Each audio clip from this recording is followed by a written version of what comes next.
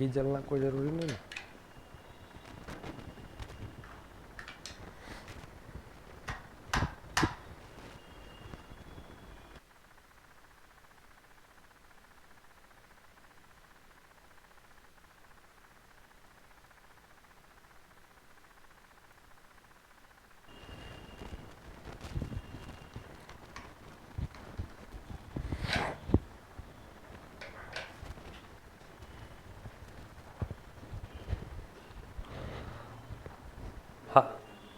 Hello student, मैं Ankit sir, Kartar coaching private limited Makhaniya Kuan Patna से।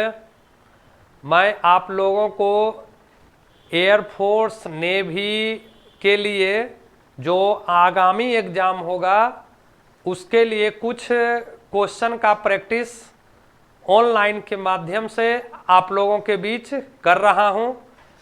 मैं यह चाहता हूं कि जो भी बच्चे पहले भी पढ़ चुके हैं करतार कोचिंग में या कुछ कारणवश अब पटना में रहकर पढ़ नहीं पा रहे हैं, कुछ भी आर्थिक प्रॉब्लम हो, तो उसके लिए हम बच्चों को ऑनलाइन के माध्यम से सेट प्रैक्टिस जैसा हर चैप्टर का कुछ कुछ क्वेश्चन सॉल्व करवा दें, ताकि बच्चों को आगामी एग्जाम के लिए कुछ फायदा मिले, उसके लिए वो कुछ तैयारी कर सके, उसको कुछ सिलेक्टेड क्वेश्चन जैसा मिल जाए।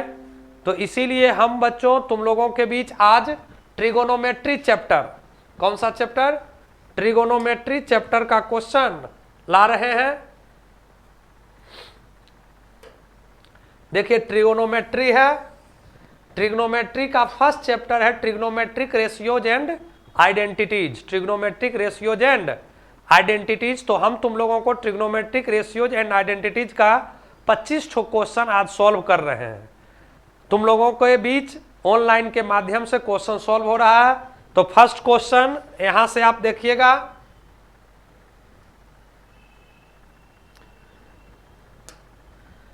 देखो बच्चों,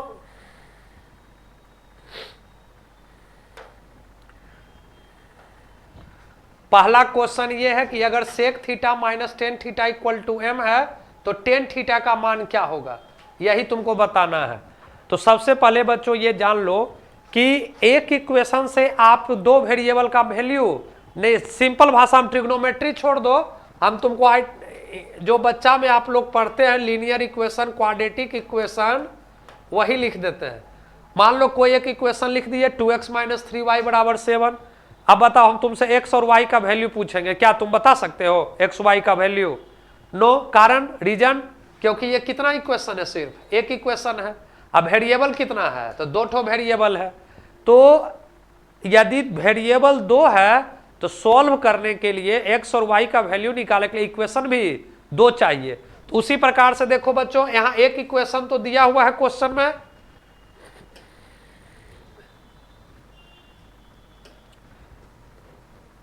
एक इक्वेशन तो क्वेश्चन में दिया हुआ है कि sec theta minus tan theta equal to M, और टेन थीटा का वैल्यू पूछ रहा है। तो एक इक्वेशन से तो वैल्यू आएगा नहीं, तो एक और इक्वेशन निकालते हैं सेक थीटा टेन थीटा में। तो तुम लोग पढ़ा होगा 10th में भी 11th में भी कि sec square theta minus tan square theta equal to कितना, तो 1।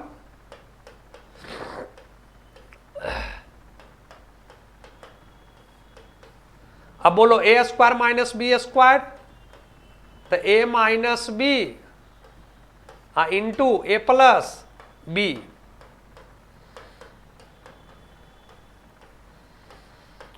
अब यहां से देखो बच्चों, sec theta minus tan theta का वैल्यू एम लिखा हुआ फर्स्ट में, तो यहां एम लिख दोगे तो बोलो तो क्या हो जाएगा, sec theta plus tan theta equal to, यानी sec theta plus tan theta equal to कितना, तो 1/m। अब तुम ही लोग बच्चों देखो, टेन थीटा का वैल्यू पूछा है तो सिर्फ ये दोनों इक्वेशन को सब्सट्रैक्ट कर दो, मतलब इक्वेशन सेकेंड अब माइनस इक्वेशन फर्स्ट कर दो, आंसर आ जाएगा। सेकेंड में फर्स्ट घटा रहे हैं, ध्यान देना थोड़ा सा, सेकेंड इक्वेशन में फर्स्ट इक्वेशन माइनस कर रहे हैं, तो बोलो sec theta plus tan theta minus sec theta और माइनस माइनस तो 2 टेन थीटा हो जाएगा equal to 1 by M minus M. यहां से टेन थीटा का वैल्यू लिख देना कि 1 minus M square upon 2m, और यही आंसर हो जाएगा 1 minus M square upon 2m tan theta का वैल्यू। तो फर्स्ट क्वेश्चन समझ गया तुम लोग बच्चों कि यहाँ एक इक्वेशन दिया हुआ था और एक इक्वेशन तुम अपने मन से यहां से लिख लिया। ट्रिग्नोमेट्रिक आइडेंटिटी का formula T sec square theta minus tan square theta equal to A square minus B square पर तोड़ दिया A minus B A plus B, इसका वैल्यू क्वेश्चन में लिखा हुआ m पुट कर दिया, यहां से sec theta plus tan theta का मान आ गया, दोनों को सब्सट्रैक्ट कर दिया, आंसर आ गया। क्लियर। अब नेक्स्ट क्वेश्चन देखिए,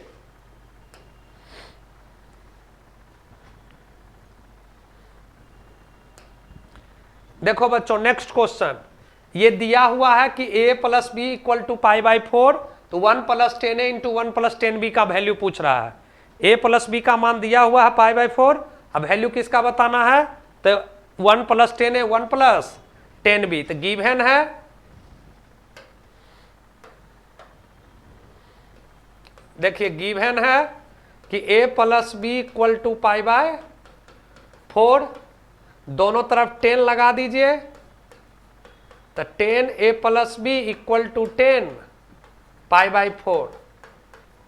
अब बताओ 10 a प्लस बी का फॉर्मूला 10 क्यों लगाए बच्चों, बताओ तो तुम ही लोग 10 क्यों लगाए, क्योंकि यहां देख लो वैल्यू क्या इसका पूछा है 1 plus tan A into 1 plus tan B, इसमें एक टाइप और पूछता है cot A plus B, cot A रहेगा मतलब 1 plus cot A 1 plus cot B. तो यदि यहाँ कोट क्वेश्चन में लिखा रहेगा तो हम दोनों तरफ कोट लगाते, एलएचएस आरएचएस में क्या फंक्शन लगाते कोट, और यहाँ 10 लिखा हुआ इसलिए क्या लगाए हैं 10।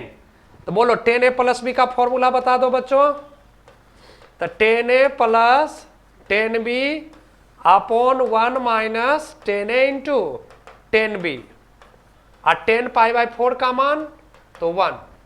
अब क्रॉस मल्टीप्लाई कर दिया जाए, बोलो 10 a plus 10 B equal to 1 minus 10 A into 10 b. अब 10 ए इंटू 10 बी को एलएचएस ले आया जाए,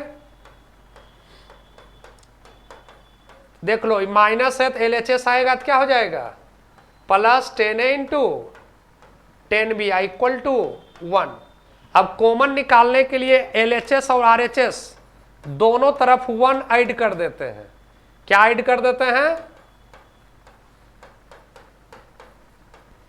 1, एलएचएस में भी 1 ऐड कर दिए और आरएचएस में भी 1 ऐड कर देते हैं।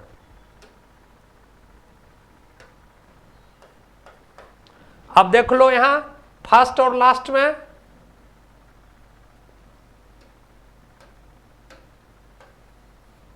फर्स्ट और लास्ट में सिर्फ 1 कॉमन है, तो ये हो जाएगा 1 प्लस 10 ए,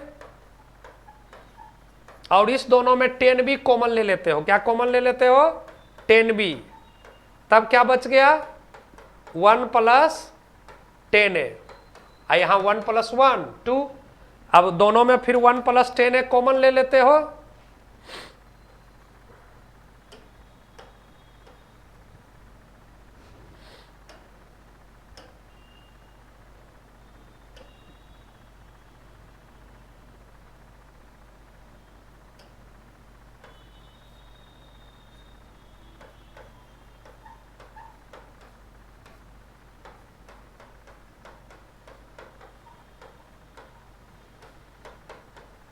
यही आंसर हो जाएगा, मतलब 2 कि 1 प्लस 10 ए इंटू 1 प्लस 10 बी का वैल्यू कितना, तो 2। देख लो बच्चों फिर एक बार रिपीट हम कर देते हैं, ये दिया हुआ है a plus B equal to pi by 4, तो लिख दिए a plus B equal to pi by 4, दोनों तरफ 10 लगा दिए, 10 a प्लस बी का फॉर्मूला लिख दिए, ये क्रॉस मल्टीप्लाई, डिवाइड है तो आरएचएस में जाके मल्टीप्लाई हो गया, इसको एलएचएस ले आए तो माइनस है तो एलएचएस आके प्लस हो गया, और दोनों तरफ 1 ऐड कर दिए एलएचएस में भी और आरएचएस में भी।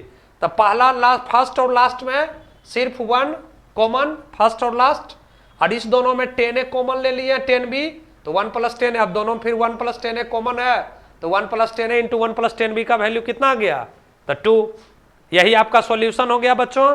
अब नेक्स्ट क्वेश्चन फिर देखिए,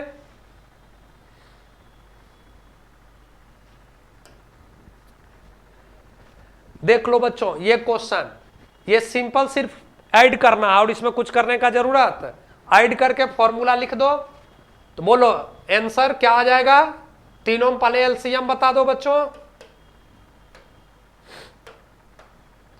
इस तीनों में एलसीएम क्या है, तो एलसीएम हो जाएगा cos A into cos B into cos C। यहां क्या लिखाएगा, तो cos A into sine B minus C plus इसमें cos B into sine C minus A और इसमें cos C into sine A minus B। यही है। अब साइन A माइनस बी का फॉर्मूला हर जगह लिख देना है और सब कैंसिल हो जाएगा, ऊपर में सब जीरो बच जाएगा।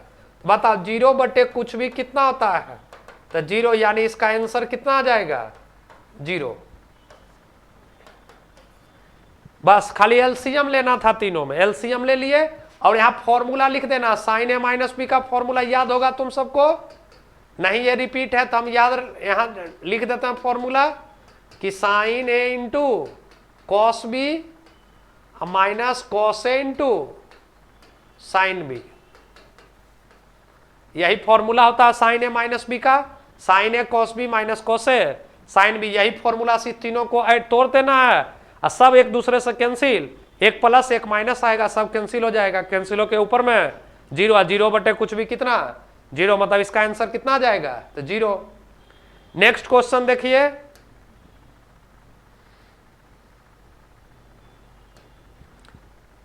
देखो cot pi by 4 plus X into cot pi by 4 minus x.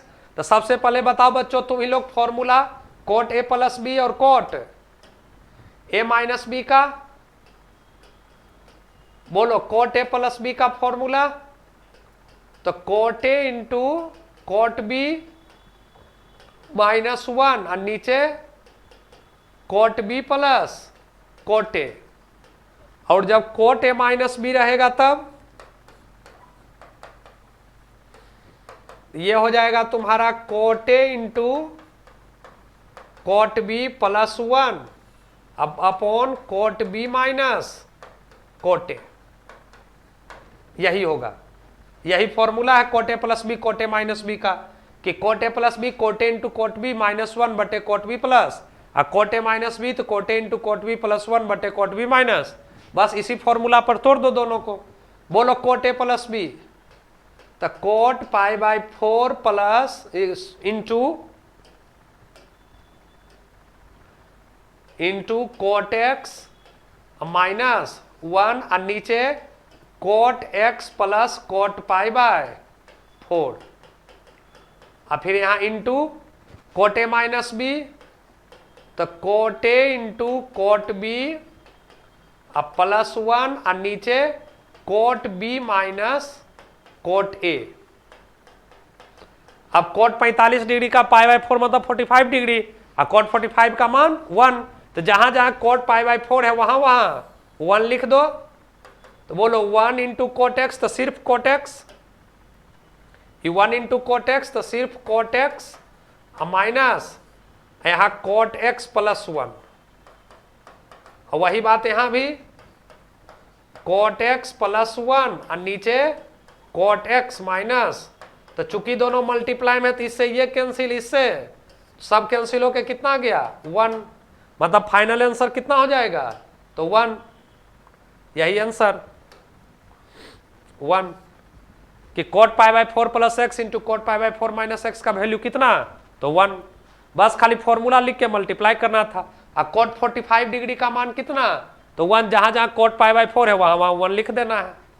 Clear बच्चों। नेक्स्ट क्वेश्चन देखिए, देखो बाबू यहां टेन बीटा का वैल्यू लिखा हुआ कि टेन बीटा इक्वल टू कितना, तो N sine alpha into cos alpha upon 1 minus N sine square alpha लिखा हुआ है टेन बीटा का मान। अब तब तुमसे टेन अल्फा माइनस बीटा पूछा, टेन अल्फा माइनस और ऑप्शन देख लो, हर जगह खाली अल्फा है मतलब बीटा, तो कुछ नहीं करना, खाली वहां फॉर्मूला लिख के टेन बीटा का मान बैठा देना है। बोलो टेन अल्फा माइनस बीटा का फॉर्मूला बताओ। तो टेन ए माइनस टेन बी, टेन ए माइनस बी अब बटे 1 plus tan A into ten B. अब यहां टेन बीटा का ही वैल्यू लिखा हुआ है, खाली इस वैल्यू को अब टेन बीटा के बदले पुट कर दो, आंसर आ जाएगा। और इसमें कुछ नहीं करना है, सिर्फ टेन बीटा के बदले क्या लिख दोगे, N sine alpha cos alpha upon 1 minus जहां जहां। और टेन अल्फा चूंकि ये जो वैल्यू दिया हुआ वो साइन कॉस में है, तो टेन अल्फा को भी लिख दो साइन कॉस में। तो sine alpha upon cos alpha, tan beta का वैल्यू वहां पुट कर दो, तो N sine alpha into cos alpha upon 1 minus N sine square alpha. और नीचे भी वही sine alpha upon cos alpha into tan beta का मान पुट कर दो, N sine alpha into cos alpha upon 1 minus N sine square alpha. अब चूंकि यहां कॉस अल्फा कैंसिल हो जाएगा, और सब्सट्रैक्ट करने आता ही है, ऊपर नीचे सब्सट्रैक्ट कर लो दोनों को। देखो ऊपर में एलसीएम ले लेना, कॉस अल्फा इंटू ऊपर एलसीएम कितना हो जाएगा, तो cos alpha into 1 minus N sine square alpha, यह हो जाएगा। यहां लिखाएगा कितना, इसको मल्टीप्लाई कर दो, तो sine alpha minus N sine cube alpha, N sine cube alpha, यहां से मल्टीप्लाई कर दोगे तो minus N sine alpha into cos square alpha into cos square alpha. वही डिनोमिनेटर में भी एलसीएम ले लो। चलो बोलो डिनोमिनेटर में एलसीएम, तो 1 minus N sine square alpha, और लिखाएगा क्या, तो 1 minus N sine square alpha अब प्लस फिर एन साइन स्क्वायर अल्फा। देखो हो सकता है कि तुम लोगों को कैलकुलेशन यहां ओवरलैप कर रहा होगा, तो कुछ नहीं हम किए हैं बाबू। बच्चों तुम लोग देख लो, यहां सिर्फ एलसीएम लिए हैं, जैसे तुम लोग भिन्न का जोड़ घटाव करते हो बस वही काम किए हैं। यहां ऊपर में भी एलसीएम ले लिए, नीचे ऊपर अलग नीचे, अब ये दोनों खुद कैंसिल हो जाएगा, और यहां से ये कैंसिल, नीचे सिर्फ 1 बचा, और ऊपर में सब में साइन अल्फा कॉमन ले लो, अपने खुद आंसर आ जाएगा। ये हो गया answer 1 minus N tan alpha, 1 minus N tan alpha, यही आंसर हो जाएगा। यहां से एलसीएम ले लो, सब में से पहले एन साइन अल्फा कॉमन ले लेना, साइन अल्फा कॉमन ले लोगे तो हो जाएगा 1 minus N sine square alpha minus cos square alpha. अब sine square alpha plus cos square alpha का मान 1 हो जाता है, तो N sine alpha 1 minus N sine alpha, नीचे कॉस अल्फा, तो 1 माइनस एन टेन अल्फा लिख देना, यही आंसर। बस खाली कुछ नहीं करना, आप कॉमन निकाल के ऐड कर लो, आंसर आ जाएगा। क्लियर बच्चों, देख लो अब नेक्स्ट क्वेश्चन। फिर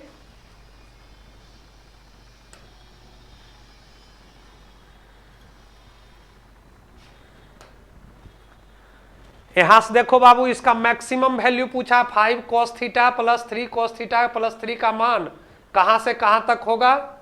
ठीक, यहां इसका मान कहां से कहां तक लाई करेगा यही पूछ रहा है। तो सबसे पहले तुम लोगों को हम फॉर्मूला समझा देते हैं। फॉर्मूला ये है a cos x plus b sin x, या sin थीटा भी लिख सकते हो, खाली एंगल दोनों सेम होना चाहिए। इसका वैल्यू कहां से कहां तक लाई करता है, तो माइनस रूट अंडर ए स्क्वायर प्लस बी स्क्वायर से लेकर के प्लस रूट अंडर ए स्क्वायर प्लस, इसी दोनों के बीच में उसका मान लाई करता है। लेकिन फॉर्मूला हम लगा कब सकते हैं, जब ये दोनों एंगल सेम टू सेम रहेगा तब, एक साइन एक कॉस लिखा रहेगा तब। लेकिन वैसा तो यहाँ पर कुछ नहीं है। यहाँ पर देख लो दोनों कॉस ही है, दोनों क्या है, फंक्शन भी सेम है, दो एक साइन एक कॉस है नहीं, दोनों सेम है, और एंगल भी डिफरेंट है। तो पहले उसको सेम कर लो,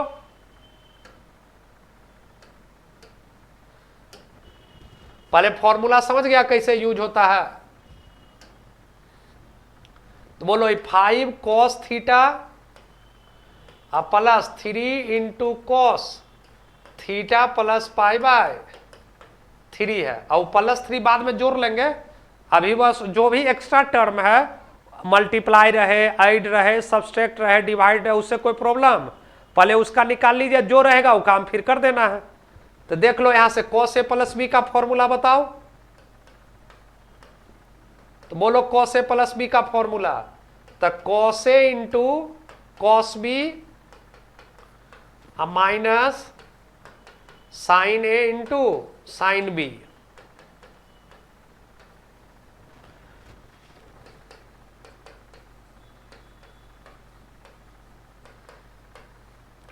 बोलो cos 60 का मान 1/2 और sin 60 का मान √3/2। अब आराम से उसको सब्सट्रैक्ट कर लो, तो 3/2 cos theta minus √3/2 sin theta. अब इस दोनों को ऐड कर लोगे तो 13/2 cos theta minus √3/2 sine theta. अब इसका मैक्सिमम वैल्यू बता सकते हो, मिनिमम वैल्यू बता सकते हो, तो मैक्सिमम या मिनिमम वैल्यू इसका निकालने का फॉर्मूला अभी ऊपर में लिखे ही थे। बोलो इसका मैक्सिमम वैल्यू, सबसे महत्तम मान, तो रूट अंडर इसका स्क्वायर करो तो 169/4 और इसका स्क्वायर करोगे तो 27/4, मतलब रूट अंडर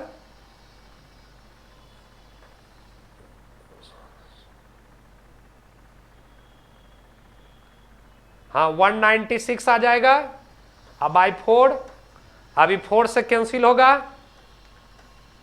49 टाइम्स, अब 49 का अंडर रूट कितना 7, मतलब इतना दूर का इसका मैक्सिमम वैल्यू होगा 7, मैक्सिमम वैल्यू बराबर कितना तो 7। अब मिनिमम वैल्यू हो जाएगा इसका -7।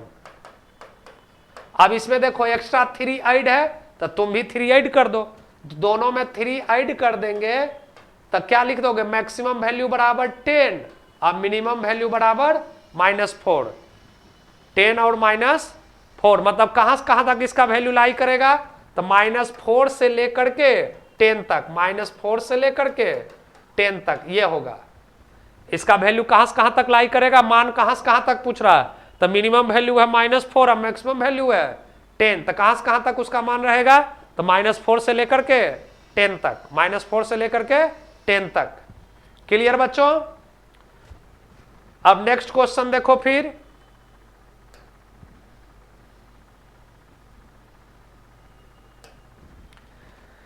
देखो यहां भी ये आइडेंटिटी का क्वेश्चन है, प्रूफ करने वाला। तुम लोग 10th में भी प्रूफ करता था, 11th में भी, तो ये खाली ऑप्शन है दिया हुआ, लेकिन एक तरह का वही है, प्रूफ करने वाला ही क्वेश्चन है। इसमें तुम लोगों को क्या समझाते थे, या तुम लोग कैसे सोचते हो इसको बनाने के लिए बताओ तो। ये 1 लिखा हुआ 10 3a माइनस 10a और यहां 1 cot 3a minus cot a, यही क्वेश्चन है। तो देखो एक में 10 है और एक में cot है, यहां 10 है और यहां, तो cot को 10 में बदल लो, या 10 को cot में, किसी को भी चेंज कर सकते हो तुम, तो लेकिन आसान होता है cot को 10 में चेंज करना। तो बोलो cot 3a को क्या लिख दोगे तुम लोग, तो 1/10 3a, और यहां cot a को क्या लिख दोगे, तो 1/10 है। एलसीएम लोगे वो ऊपर चला जाएगा,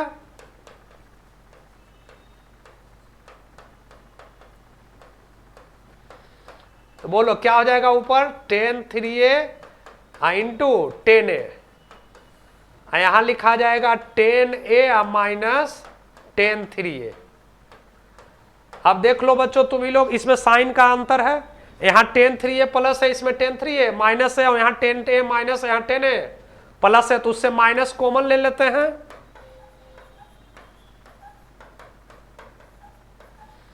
यहां से माइनस कॉमन ले लेते हैं, तो माइनस माइनस प्लस हो जाएगा, और 10 3a into 10a upon 10 3a minus 10a। अब एलसीएम ले लो, देखो डायरेक्ट फॉर्मूला है, बताओ एलसीएम कितना, तो 10 3a माइनस 10a और ऊपर लिखा जाएगा 1 plus tan 3a into tan a. ठीक, अब देखो तुम लोग फॉर्मूला उल्टा पढ़ा था रेसिप्रोकल, तो 1 बाई इतना लिख देते हैं, बोलो 1 बाई लिख दोगे tan 3a minus tan a upon 1 plus tan 3a into tan a, यानी 1 अपॉन आंसर कितना आ जाएगा, तो tan 3a माइनस ए, यानी 1 अपॉन tan 2a, यानी आंसर हो गया इक्वल टू cot 2a। कितना आंसर हो जाएगा, cot 2a। इस क्वेश्चन का आंसर क्या आ जाएगा, cot 2a, यही इसका आंसर होगा।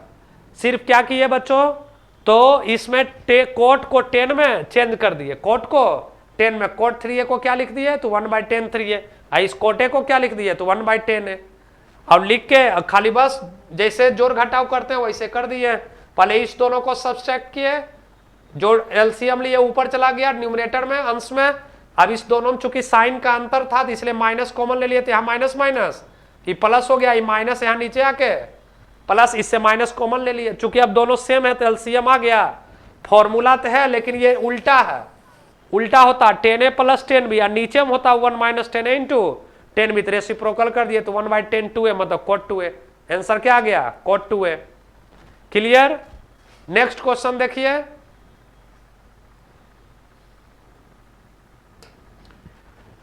यहां देखो बच्चों ये लिखा हुआ कि alpha plus beta plus gamma equal to pi by, तो इसका वैल्यू पूछा है। ये बहुत आसान क्वेश्चन है, ये गिवन है तुम्हारा कि alpha plus beta plus gamma equal to pi by 2। अब पूछा किसका वैल्यू, तो 10 beta plus gamma upon 1 minus 10 beta into, तो देख लो बच्चों उसमें आर जो जिसका आंसर तुमसे पूछ रहा है उसमें सिर्फ बीटा गामा है। क्या है, बीटा गामा अल्फा।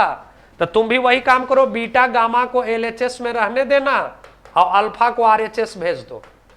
अब चूंकि वहां 10 है तो हम दोनों तरफ एलएचएस आरएचएस दोनों तरफ 10 लगा देते हैं।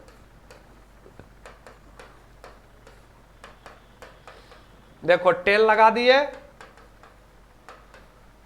अब बताओ यहां से 10a प्लस बी का फॉर्मूला, तो 10a प्लस 10b अब बटे 1 माइनस 10a इंटू 10b, यहां 1090 माइनस अल्फा तो cot अल्फा। बोलो आ गया आंसर कि 10 बीटा प्लस 10 गामा बटे 1 माइनस 10 बीटा इंटू 10 गामा का आंसर कितना, cot अल्फा। cot अल्फा में टिक कर दो, बस कुछ नहीं करना था, सिर्फ बीटा गामा को एलएचएस में रखना था, अल्फा को आरएचएस। अब चूंकि 10 पूछा इसलिए दोनों तरफ 10 लगा देना है। ओके, नेक्स्ट क्वेश्चन देखिए बच्चों,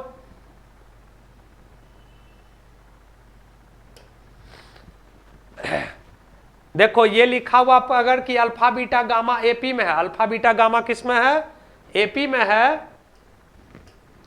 अल्फा बीटा गामा करा एपी में, तो एपी का कंडीशन आप लोग जानते हैं कि 2 बीटा बराबर तब कितना, अल्फा प्लस गामा।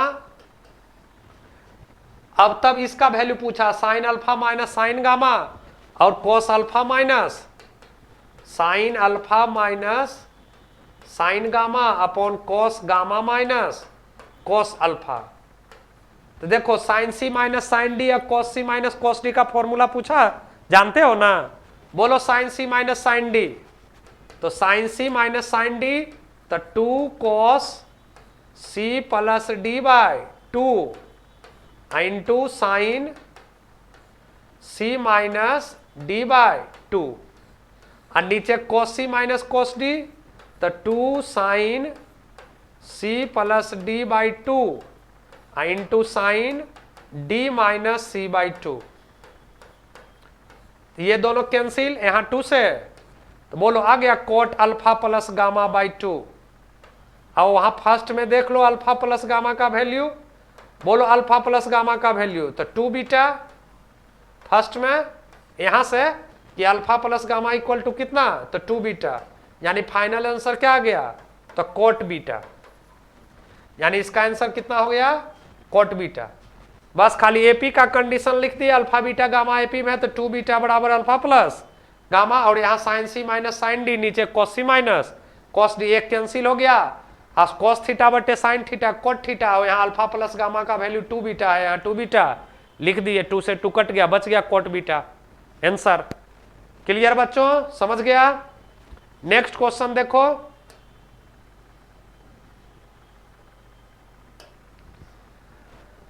यहां से देखो ये लिखा हुआ क्वेश्चन में कि अल्फा प्लस बीटा बराबर कितना, तो 90 degree. Alpha plus beta equal to कितना लिखा हुआ है, तो 90 डिग्री। अब तब तुमसे पूछा then the sine alpha into sine beta का महत्तम मान क्या होगा, sine alpha into sine beta का मैक्सिमम वैल्यू पूछ रहा है। ठीक, तो बोलो तुम ही लोग बच्चों, पहले जो गिवन है यहां से देखो sign alpha into sine beta लिखा हुआ है। ठीक, अब देखो यहां से इसमें 2 से मल्टीप्लाई कर देना और 2 से डिवाइड कर देना, तो देख लो 1/2 और 2 sine alpha into sine beta, और 2 sign A into sine B का फॉर्मूला तुम लोगों को मालूम होगा कि cos A minus B minus cos a plus B. अब यहां से देखो अल्फा प्लस बीटा का वैल्यू, तो 90 डिग्री अल्फा प्लस बीटा का वैल्यू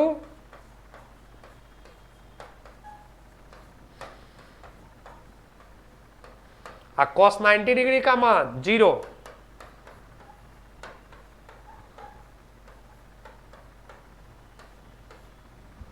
हो गया। अब तुम ही लोग बताओ कॉस थीटा का मैक्सिमम वैल्यू जानते हो कि नहीं जानते हो। मान लो ये थीटा है, कुछ भी हो थीटा, उससे कोई मतलब, बोलो कॉस थीटा का मैक्सिमम वैल्यू तो 1 और मिनिमम वैल्यू तो -1। वही साइन थीटा का भी मैक्सिमम वैल्यू 1, मिनिमम वैल्यू -1। तो यहाँ मैक्सिमम वैल्यू पूछा है तो 1 रख दोगे, तो 1/2 इंटू 1 बराबर कितना, 1/2, मतलब इसका मैक्सिमम वैल्यू कितना हो जाएगा, तो 1/2। Sign alpha into sine beta का मैक्सिमम वैल्यू कितना, तो 1/2। क्लियर। नेक्स्ट क्वेश्चन देखिए,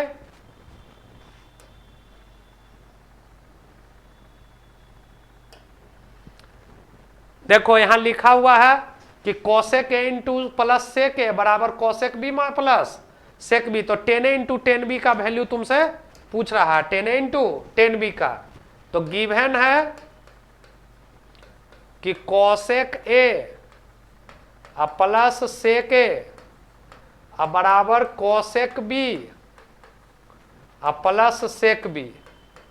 तो कोसेक को पहले एक तरफ कर देना एलएचएस में, तो cosec A minus cosec B बराबर सेक बी माइनस सेक ए। अब एलसीएम ले लो, पहले यहां 1/sin ए, यहां 1/sin बी, यहां 1/cos बी -1/cos ए। अब एलसीएम ले लेंगे दोनों में, तो sine A into sine B, यहां लिखा जाएगा sine B minus sine A. यहां एलसीएम ले लेना फिर cos A into cos B, यहां हो जाएगा कॉस ए माइनस कॉस बी।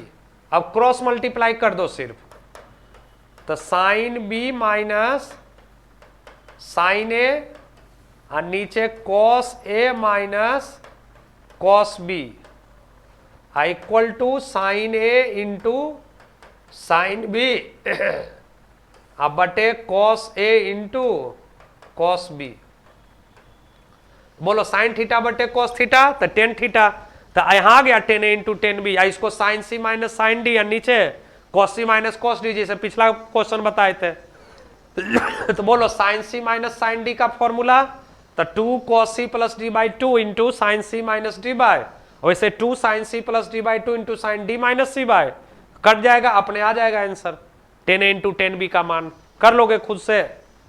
साइन सी माइनस साइन डी या cos c minus cos D पर तोड़ देना है, नहीं तो देख लो उसको ऊपर थोड़ा साफ करके हम फिर बता देते हैं।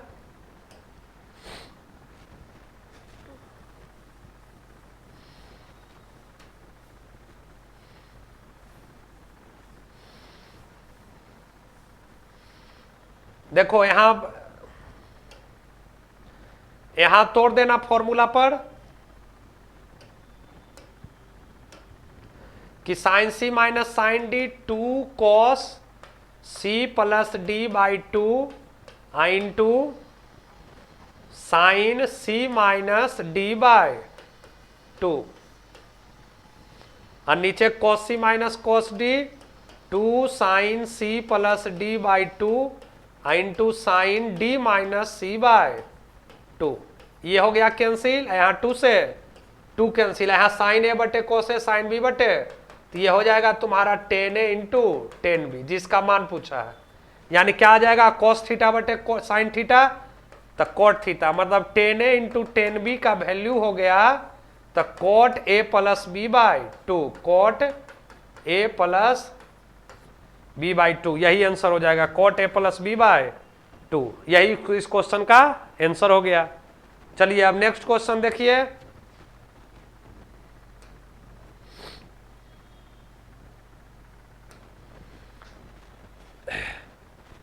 यहां से देख लो, sine x plus sine y का वैल्यू ए है, cos x plus cos y का वैल्यू, तो साइन एक्स प्लस वाई का वैल्यू तुमसे पूछा है।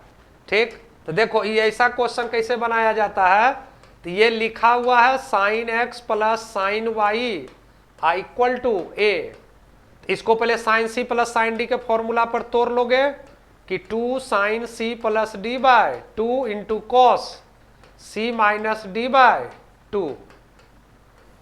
वैसे ही सेकेंड देखो, cos x plus cos y बराबर बी लिखा हुआ है, तो 2 cos C plus d by 2 into cos C minus, अब दोनों को डिवाइड कर देते हैं, दोनों को डिवाइड कर दोगे तो ये से ये कैंसिल, 2 से साइन थीटा बटे कॉस थीटा, तो टेन थीटा, तो 10 x plus Y by 2 equal to A by B. और यही फॉर्मूला से तुम साइन एक्स प्लस वाई का वैल्यू निकाल लोगे कि 10 एक्स प्लस वाई बाई 2 का वैल्यू कितना है, ए बाय बी। इसका वैल्यू पहले निकाल लेंगे तब इसका वैल्यू निकालेंगे साइन एक्स प्लस वाई का। अब कैसे, तो इसको इरेज करके बता रहे हैं, आगे देख लो।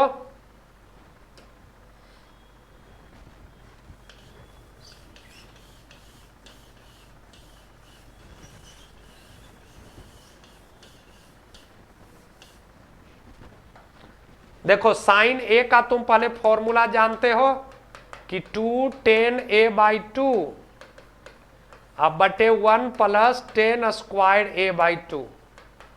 अब ए नहीं लिख के यहां लिख देना है, ए के बदले साइन एक्स प्लस वाई, तो बोलो क्या हो जाएगा, 2 10 एक्स प्लस, ए के बदले X plus Y by 2, Y लिख दिया तो यहाँ एक्स प्लस वाई बाय 2 हो जाएगा।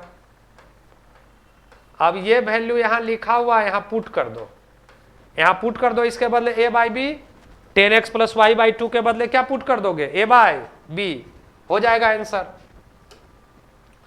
जहां जहां 10 ए है वहां ए बाय बी लिख दो,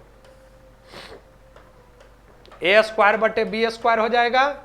बोलो ऊपर में 2a बटे बी और यहां B square upon B square plus, ये कैंसिल होके b बच गया, मतलब फाइनल आंसर हो गया 2ab बटे ए स्क्वायर प्लस बी स्क्वायर। यही आंसर हो गया थर्ड नंबर कि साइन एक्स प्लस वाई का वैल्यू कितना, तो 2ab अपॉन ए स्क्वायर प्लस बी स्क्वायर।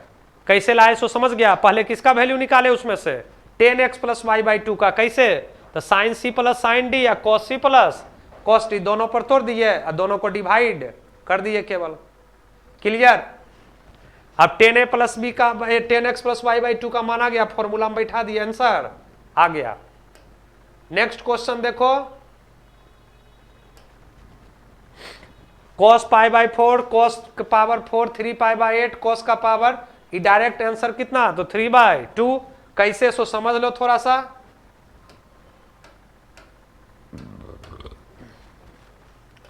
देखो ये cos का पावर 4 पाई बाई 8 है प्लस वो 3 पाई बाई 8 है, तो तुम इसको लिख सकते हो pi by 2 minus pi by 8। चलो चेक करो, 8 एलसीएम, 4 पाई में पाई घटेगा तो 3 पाई बाई 8 आ जाएगा। वैसे अगला को देखो फिर, cos का पावर 4 5 पाई बाई 8 है, तो 5π/8 को तुम π/2 और माइनस प्लस π/8 लिख सकते हो। देखो एलसीएम कितना 8, तो 4π या प्लस पाई 5π/8 हो जाएगा, और यहाँ प्लस कॉस और पाई माइनस π/8, यही हो गया। तो बोलो cos 90 माइनस थीटा, तो साइन थीटा,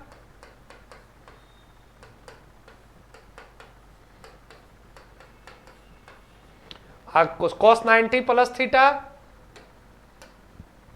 देखो cos 90 plus theta minus sine theta होता है, लेकिन माइनस का पावर इवन नंबर है 4, तो जब इवन नंबर रहता है तो माइनस का पावर इवन क्या हो जाएगा प्लस, तो यहाँ प्लस साइन का पावर 4π/8, और फिर वही माइनस होगा, लेकिन यहाँ माइनस का पावर इवन नंबर है तो प्लस हो जाएगा।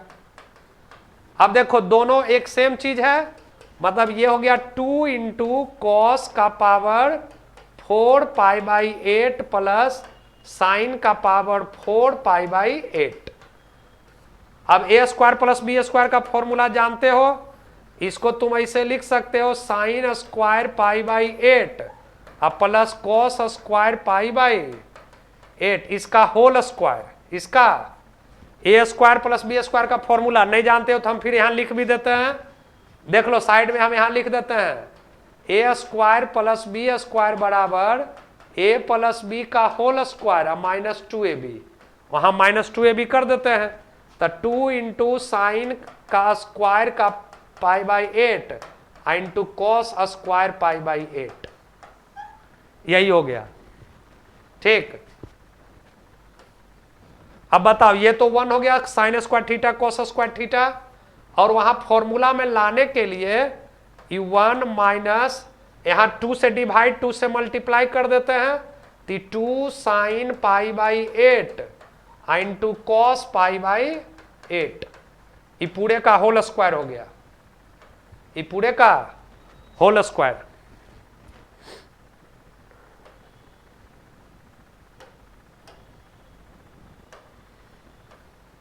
अब बताओ 2 साइन ए इंटू कोस से साइन 2a होता है, तो साइन π/4 हो जाएगा, और साइन π/4 का मान 1/√2, तो 1/√2 का स्क्वायर 1/2, यानी ये आंसर कितना आ जाएगा, तो 2 इंटू 1 माइनस 1/4, मतलब 2 इंटू 3/4 कैंसिल होके 3/2, वही आंसर। तो ये सब रिजल्ट भी याद रख सकते हो, उसके लिए कोई दिक्कत नहीं, तो इतना काम कर लो, उससे कोई प्रॉब्लम नहीं है।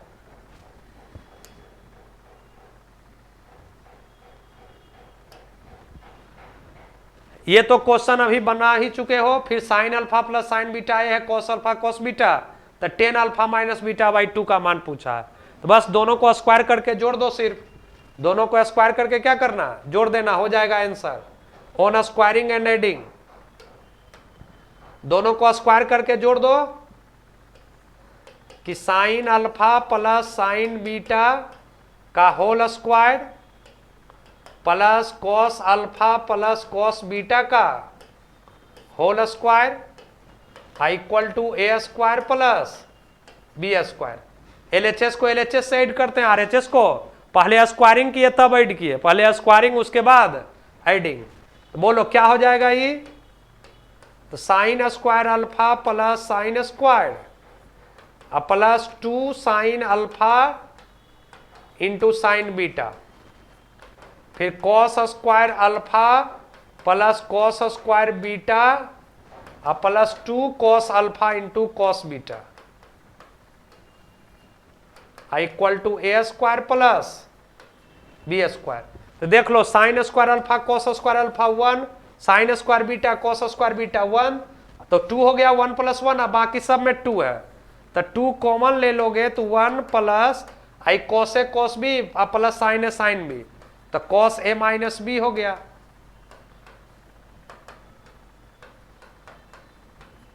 चलो बोलो ये क्या हो जाए, 1 plus cos theta, 1 plus cos theta, तो 2 कॉस स्क्वायर थीटा बाय 2,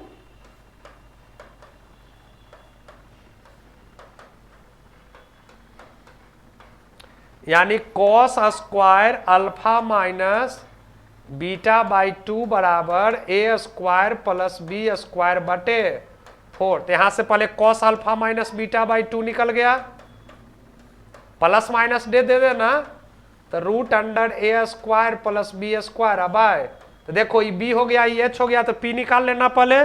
तो पी क्या आ जाएगा, तो root under H square minus B square, यानी 4 माइनस ए स्क्वायर माइनस, अब बटे बी लिख दोगे रूट अंडर ए स्क्वायर प्लस बी स्क्वायर, यही आंसर हो जाएगा 10 अल्फा माइनस बीटा बाई 2 का। पहले दोनों को स्क्वायर करके जोड़ दिए तो किसका वैल्यू निकल गया, cos alpha minus beta by 2 का। किसका वैल्यू निकला, cos alpha minus beta by 2 का। तब उससे 10 अल्फा माइनस बीटा बाई 2 निकाल लिए। कैसे, ये बी है और ये एच है, बी बटे एच, बेस बाय हाइपोटेनियस, आधार बटे कर्ण। तो पहले लंब निकाल लिया P root under H square minus B square करके, और जब पी निकाल लिया तो पी बटे एच कर दिया, टेन थीटा पी बटे बी, यही आंसर पहला। क्लियर। देखो नेक्स्ट क्वेश्चन,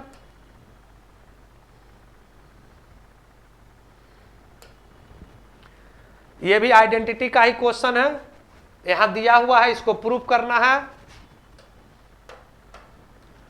देखो 1 plus sign 2a minus cos 2a, 1 plus sign 2a plus cos 2a है। तो पहले ये दोनों को एक साथ लिख लोगे, 1 minus cos 2a plus sign 2a। वैसे नीचे भी 1 plus cos 2a plus sign 2a। अब दोनों जगह खाली फॉर्मूला लिख दो। बोलो 1 माइनस कॉस 2a, तो 2 साइन स्क्वायर ए, आई साइन 2a का फॉर्मूला, तो 2 sign A into cos A. और यहां बताओ तो 2 cos square A plus 2 sign A into cos A.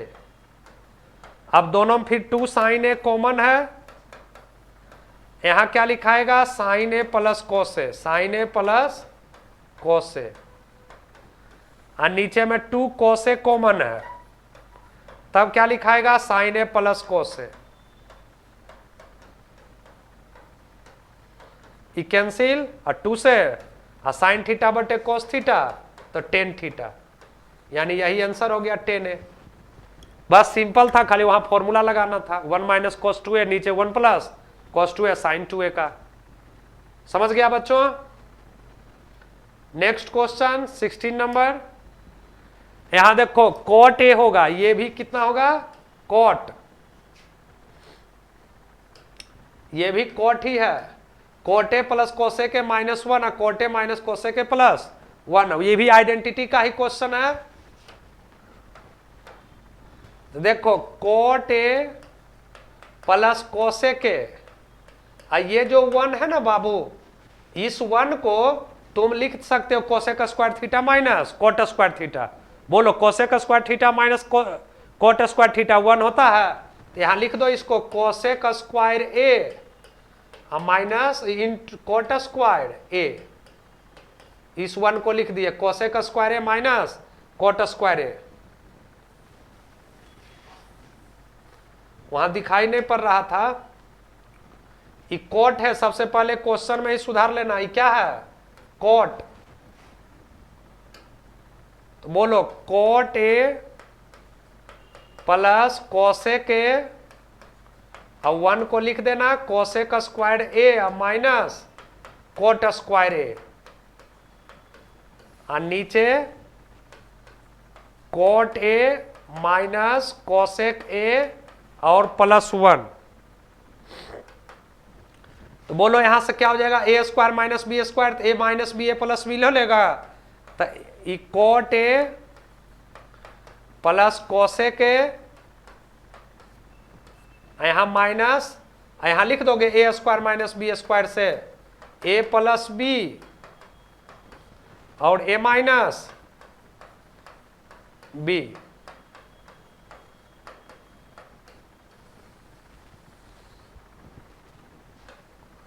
चलो और नीचे हो गया cot A minus cosec a plus 1। बोलो अब दोनों में कॉमन है cot A plus cosec a, cot A plus cosec a common हो गया।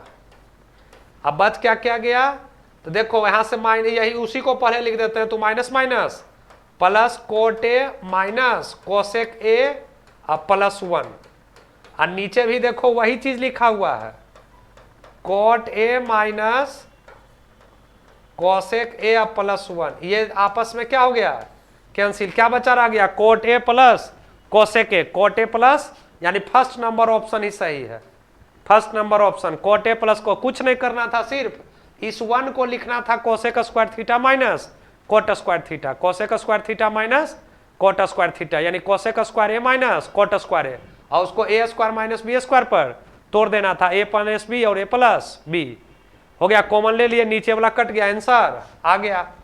चलो नेक्स्ट क्वेश्चन देखो, ये तो आपका cos 2a का फॉर्मूला ही है। चलो बच्चों बताओ cos 2a का फॉर्मूला, cos 2a का फॉर्मूला 10 में तो 1 माइनस 10 स्क्वायर ए अब बटे 1 प्लस 10 स्क्वायर ए, तो वही यहां लिख दो। बोलो ई पूरे को ए पर हो, ई पूरे को क्या पर हो, ए, तो है लिखा हुआ 1 माइनस 10 स्क्वायर ए, नीचे 1 प्लस 10 स्क्वायर ए, तो इक्वल टू क्या लिख दोगे, cos 2a, इक्वल टू क्या लिख दोगे, cos 2a, इक्वल टू हो जाएगा cos 2a, ए के बदले कितना लिख दोगे, तो पाई बाई 4 माइनस थीटा। बोलो ये पाई बाई 2 माइनस 2 थीटा होगा, और cos 90 माइनस थीटा तो साइन थीटा, मतलब यही आंसर हो गया साइन 2 थीटा। बस खाली इसको ए पढ़ना था, पाई बाई 4 माइनस थीटा को क्या पढ़ता ए, तो 1 माइनस 10 स्क्वायर ए बटे 1 प्लस 10 स्क्वायर ए किसका फॉर्मूला है, तो cos 2a का, तो वहां से लिख देना है ए के बदले पाई बाई 4 माइनस थीटा, यानी cos 90 minus theta sine theta. Next question 18 number, tan 22.5 degree का मान याद रखना है √2 माइनस 1, ये डायरेक्ट वैल्यू ही याद रखना है कि tan 22.5 डिग्री का मान कितना, तो √2 और माइनस 1, बस यही आंसर, ये सब याद रखने का चीज है। हाँ ये क्वेश्चन देखो, cos 20 degree, cos 40, cos 60 dot dot dot 180 तक है, तो देख लो बच्चों जैसे 160 है तो तुम इसको इसके साथ लिख दो,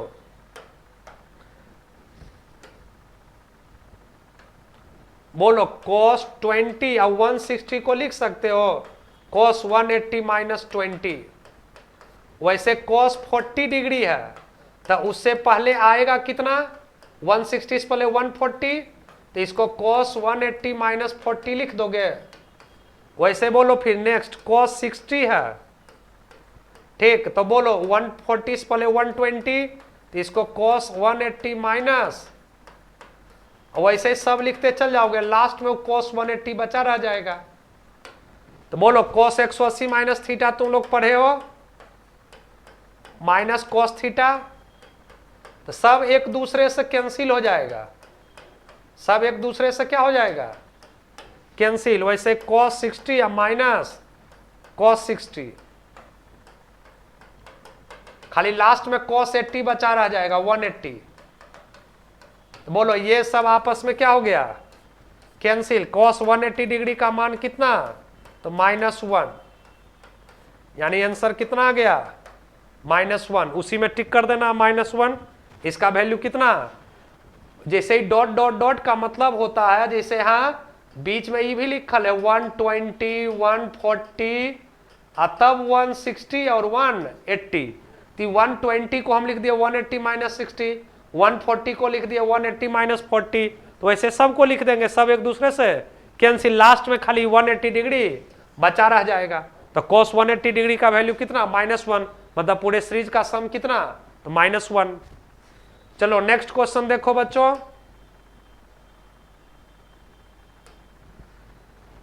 ये सब बहुत आसान क्वेश्चन है। बोलो यहाँ 2 sin 5 डिग्री, 85 को लिख दोगे 90 माइनस 5, और वही नीचे भी sin 35 डिग्री और नीचे cos 90 माइनस 35 डिग्री, 55 डिग्री को ऐसा पढ़े हो तुम लोग, cos 90 माइनस थीटा तो साइन थीटा, आई साइन 35 डिग्री और नीचे भी साइन 35 डिग्री, तो 2 + 1 बराबर आंसर कितना, तो 3, इसी में टिक कर देना 3। नेक्स्ट क्वेश्चन,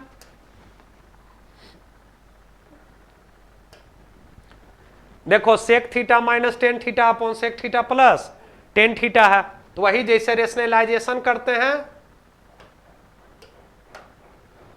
बोलो sec theta minus tan theta, rationalisation खाली कर दो, यहां हो जाएगा sec theta minus tan theta, और नीचे हो जाएगा sec theta plus tan theta into sec theta minus tan theta.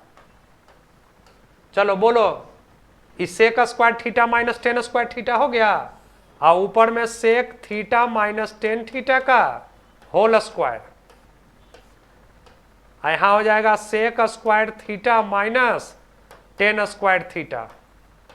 चलो बोलो sec square theta minus tan square theta का मान 1, ऊपर में क्या हो गया sec theta minus tan theta, और नीचे 1 का √1, मतलब आंसर कितना आ जाएगा sec theta minus tan theta, यही आंसर हो गया sec theta minus tan theta. समझ गया? देख लो नेक्स्ट क्वेश्चन 22 नंबर,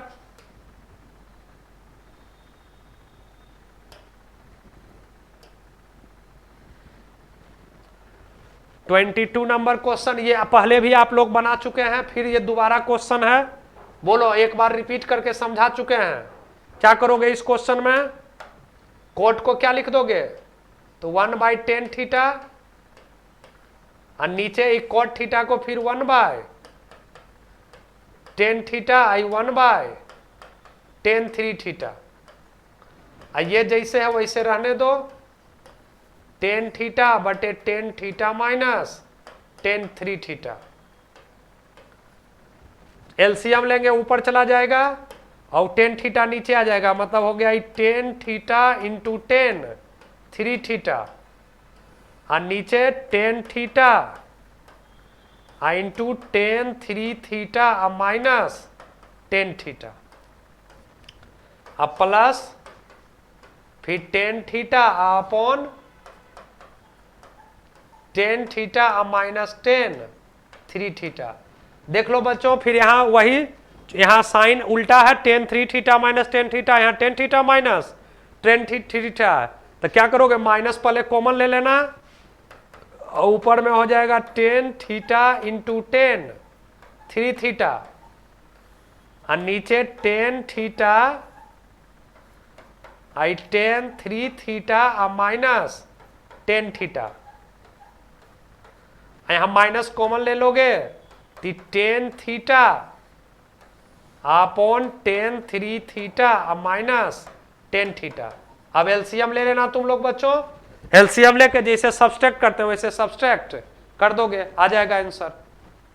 बस खाली दोनों में एलसीएम कितना हो जाएगा एलसीएम, तो 10 थीटा 10 3 थीटा माइनस 10 थीटा, यहाँ किससे मल्टीप्लाई हो जाएगा, तो किसी से 10 थीटा माइनस 10 थीटा ऊपर हो जाएगा 10 स्क्वायर थीटा, कर लोगे अपने से, कॉमन निकाल लेना, आंसर कट जाएगा, आंसर आ जाएगा।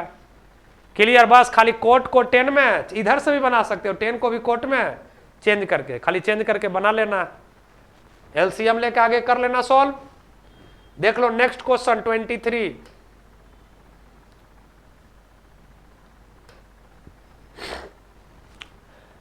ये sine a plus sine b, cos a plus cos b, cos A minus cos b या साइन ए माइनस, तो बस साइन सी माइनस साइन डी या कॉस सी माइनस कॉस डी का फॉर्मूला पर तोड़ना है।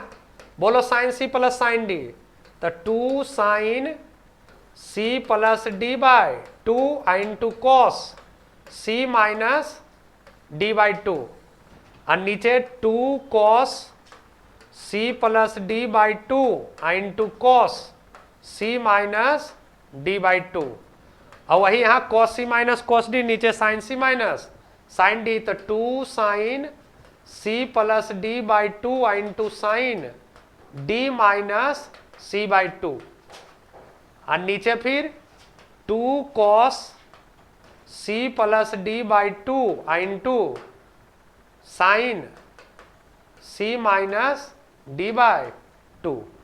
बोलो यहाँ 2 से 2 कैंसिल, आई कॉस से, यहाँ भी 2 से 2 कैंसिल, यहाँ माइनस कॉमन ले लेना, ई भी कैंसिल हो जाएगा, आगे माइनस लगा देंगे। तो बोलो 10a प्लस बी बाय 2 अब minus 10a plus B bye 2। यहां से माइनस कॉमन लेंगे तब कैंसिल होगा। अब ये दोनों कैंसिल होकर कितना 0, मतलब इसका आंसर कितना आ जाएगा 0। खुद बस खाली साइन सी प्लस साइन डी, नीचे कॉस सी प्लस कॉस डी, यहाँ कॉस सी माइनस कॉस डी, नीचे साइन सी माइनस साइन डी के फॉर्मूला पर तोड़ना। Next question 24 number.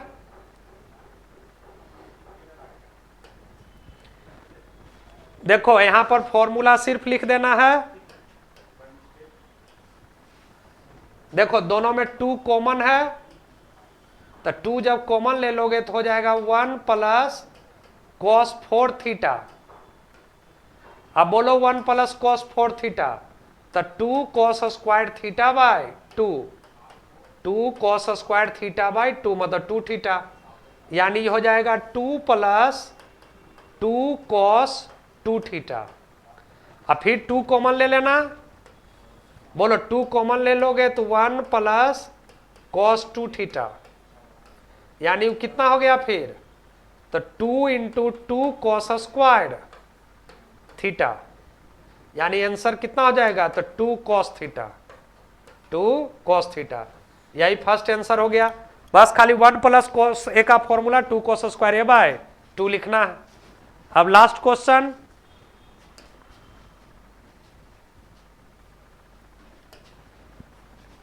देख लो, इसमें तुम लोगों को कॉस 36 डिग्री है,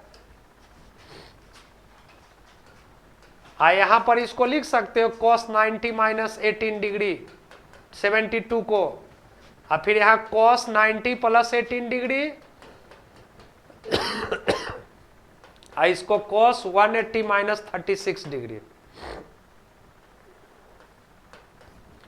बोलो क्या हो जाएगा अब तक, कॉस 36 डिग्री इंटू ये cos 90 minus theta sine theta, cos 90 plus theta तो माइनस साइन थीटा, यहां माइनस कॉस 36 डिग्री, तो माइनस माइनस प्लस हो गया, यानी हो गया cos square 36 degree into sine square 18 degree. तो तुम लोगों को वैल्यू याद होगा, साइन 18 डिग्री का वैल्यू √5 माइनस 1/4 और कॉस 36 डिग्री का वैल्यू तो √5 प्लस 1/4। बस ये दोनों वैल्यू यहां लिख देना है। बोलो क्या हो जाएगा, √5 प्लस 1/4 का स्क्वायर और यहाँ √5 माइनस 1/4 का स्क्वायर, जो आएगा वही तुम्हारा आंसर। तो बोलो a प्लस बी का whole square a minus B का होल स्क्वायर, तो क्या हो जाएगा a प्लस बी का whole square a minus B का होल स्क्वायर, या यहां से डायरेक्ट भी लिख सकते हो, दोनों का स्क्वायर है a plus b a minus with a square minus b square, यहाँ 4 इंटू 4, एक 4 से एक 4 कट जाएगा, मतलब 1/4 का स्क्वायर मतलब 1/16, यही आंसर हो जाएगा लास्ट 1/16 हो गया। तुम लोगों को ट्रिग्नोमेट्रिक आइडेंटिटीज का 25 क्वेश्चन सॉल्व करके आज बता दिए। इससे तुम लोगों को बहुत फायदा मिलेगा। इसी ढंग से तुम लोग भी क्वेश्चन सॉल्व करने का प्रयास करो और जैसे हम समझाए हैं उस तरह से समझ समझ के क्वेश्चन को खुद से सॉल्व करो और खुद से प्रैक्टिस करोगे तो मैथ्स ऐसा ही सब्जेक्ट है, जितना ज़्यादा प्रैक्टिस करोगे उतना ज़्यादा तुम्हारे लिए फायदेमंद होगा। ज़्यादा से ज़्यादा प्रैक्टिस करना है, ठीक, जितना हो सके उतना ज़्यादा प्रैक्टिस करना है, खूब प्रैक्टिस करो। बाकी आगे फिर दूसरा चैप्टर लेके हम लोग नेक्स्ट वीडियो में मिलेंगे। तब तक के लिए आप लोग ट्रिग्नोमेट्रिक रेशियोज एंड आइडेंटिटीज का क्वेश्चन खुद से सॉल्व कीजिए, बाकी फिर अगला वीडियो में। अब तुम लोगों के सामने एनडीए के लिए G6 सर करतार कोचिंग में जो जो बच्चे आए उन नाम से परिचित ही होंगे पहले से ही। G6 सर आप लोगों को आकर के केमिस्ट्री का क्वेश्चन सॉल्व करेंगे अभी लाइव ही एनडीए के लिए।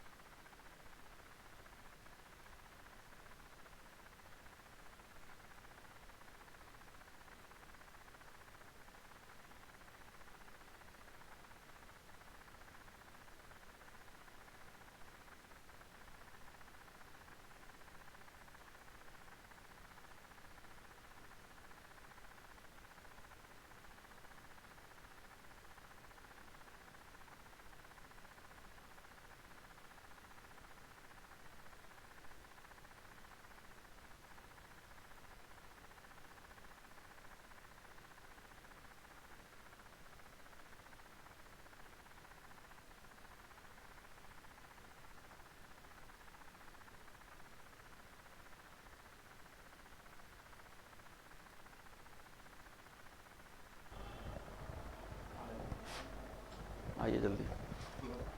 हेलो मेरे प्यारे छात्रों, मैं जीके अनुरागी आपके सामने केमिस्ट्री का जो प्रीवियस ईयर्स के कुछ क्वेश्चंस को लेकर आपके सामने उपस्थित हुए हैं। सबसे पहले जो हमारा जो आज का जो टॉपिक है वो केमिस्ट्री का जो फर्स्ट टॉपिक है, स्टेट ऑफ मैटर, जिसमें कि हम लोग element, compound, mixture and separation of mixtures, physical and chemical change से जो क्वेश्चंस जो आपको पूछे जा गए हैं इस एपिसोड में,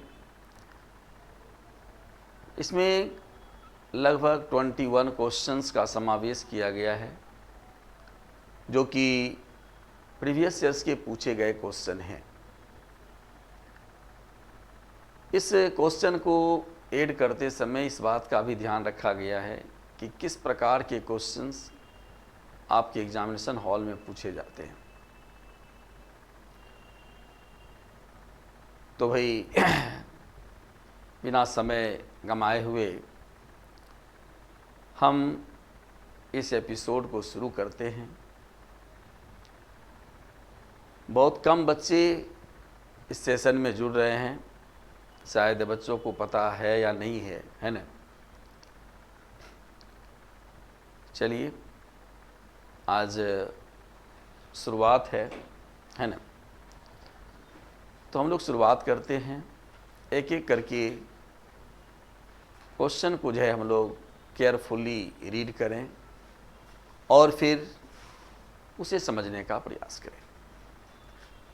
चलिए आइए, आपके स्क्रीन पर ये पहला नंबर का क्वेश्चन जो है आ रहा है। शुरुआत है, देखिए, है ना। ये फर्स्ट क्वेश्चन जो है आपके सामने जो उपस्थित है, आप पढ़िए इसको। A mixture of red and blue ink can be separated by. Blue ink और रेड इंक को मिक्स कर दिया गया है। अब कहा जा रहा है कि इसको हम जब सेपरेट करते हैं तो इसके लिए कौन सा प्रोसेस हम उपयोग में लाते हैं।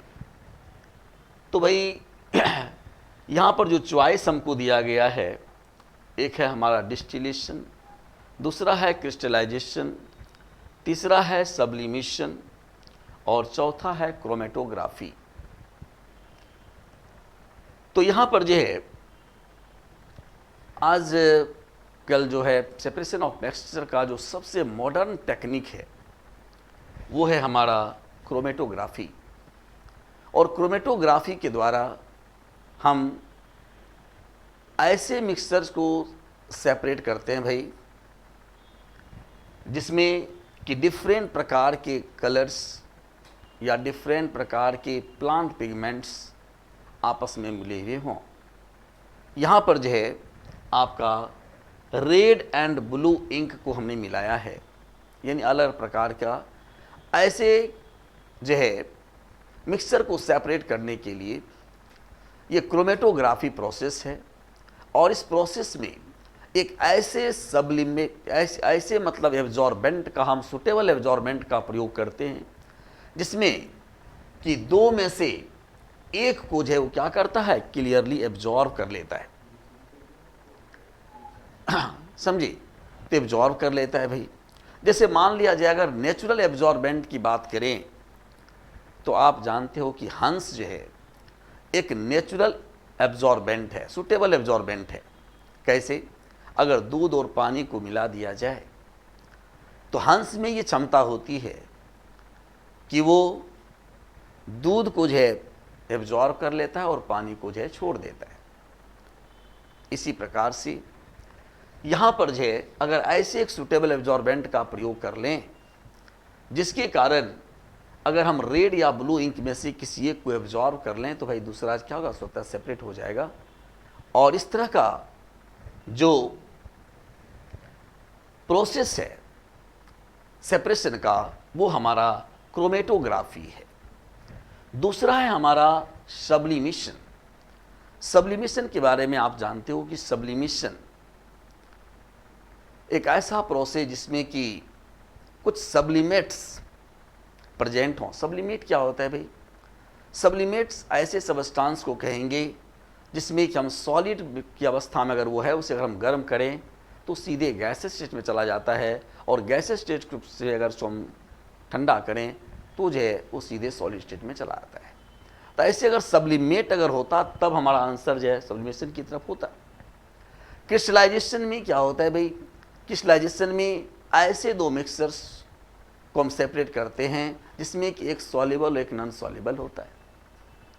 तो ये भी बात यहाँ पर तो नहीं है भाई, यहाँ पर तो दोनों soluble, red and blue ink हमारे पास है। डिस्टिलेशन प्रोसेस जो होता है, डिस्टिलेशन प्रोसेस में भी जो है हम जो है बॉइलिंग पॉइंट के पहले ही मतलब जो हम सेपरेट करते हैं। तो ये सारा चीज़ अगर तीनों चारों चॉइस को अगर देखा जाए तो हमारा जो मोस्ट अप्रोप्रिएट आंसर यहाँ पर हो रहा है, यहाँ पर जो है ये हमारा आंसर हो रहा है भाई chromatography.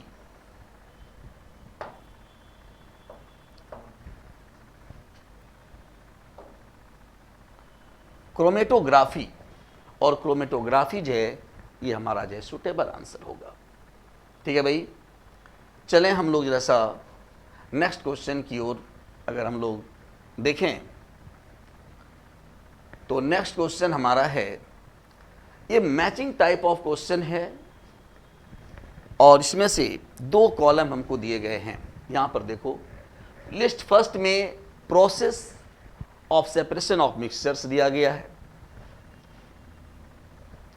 Process of separation of mixtures दिया गया है,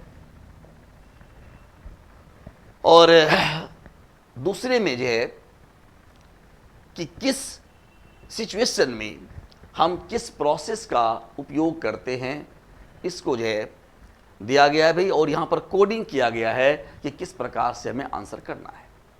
ठीक है, तो देखो पहला है हमारा क्रिस्टलाइजेशन, दूसरा है क्रोमेटोग्राफी, तीसरा है फ्रैक्शनल डिस्टिलेशन और चौथा है वैक्यूम डिस्टिलेशन। इस तरह के सवाल को बनाने के लिए जब इसमें आप एलिमिनेशन प्रोसेस का उपयोग करना सीखो भाई, सबसे पहले इसमें जो आपको सबसे इजी बुझाता हो और जिसके बारे में आपको जानकारी कन्फर्म 100% हो उसको पहले पिकअप करो।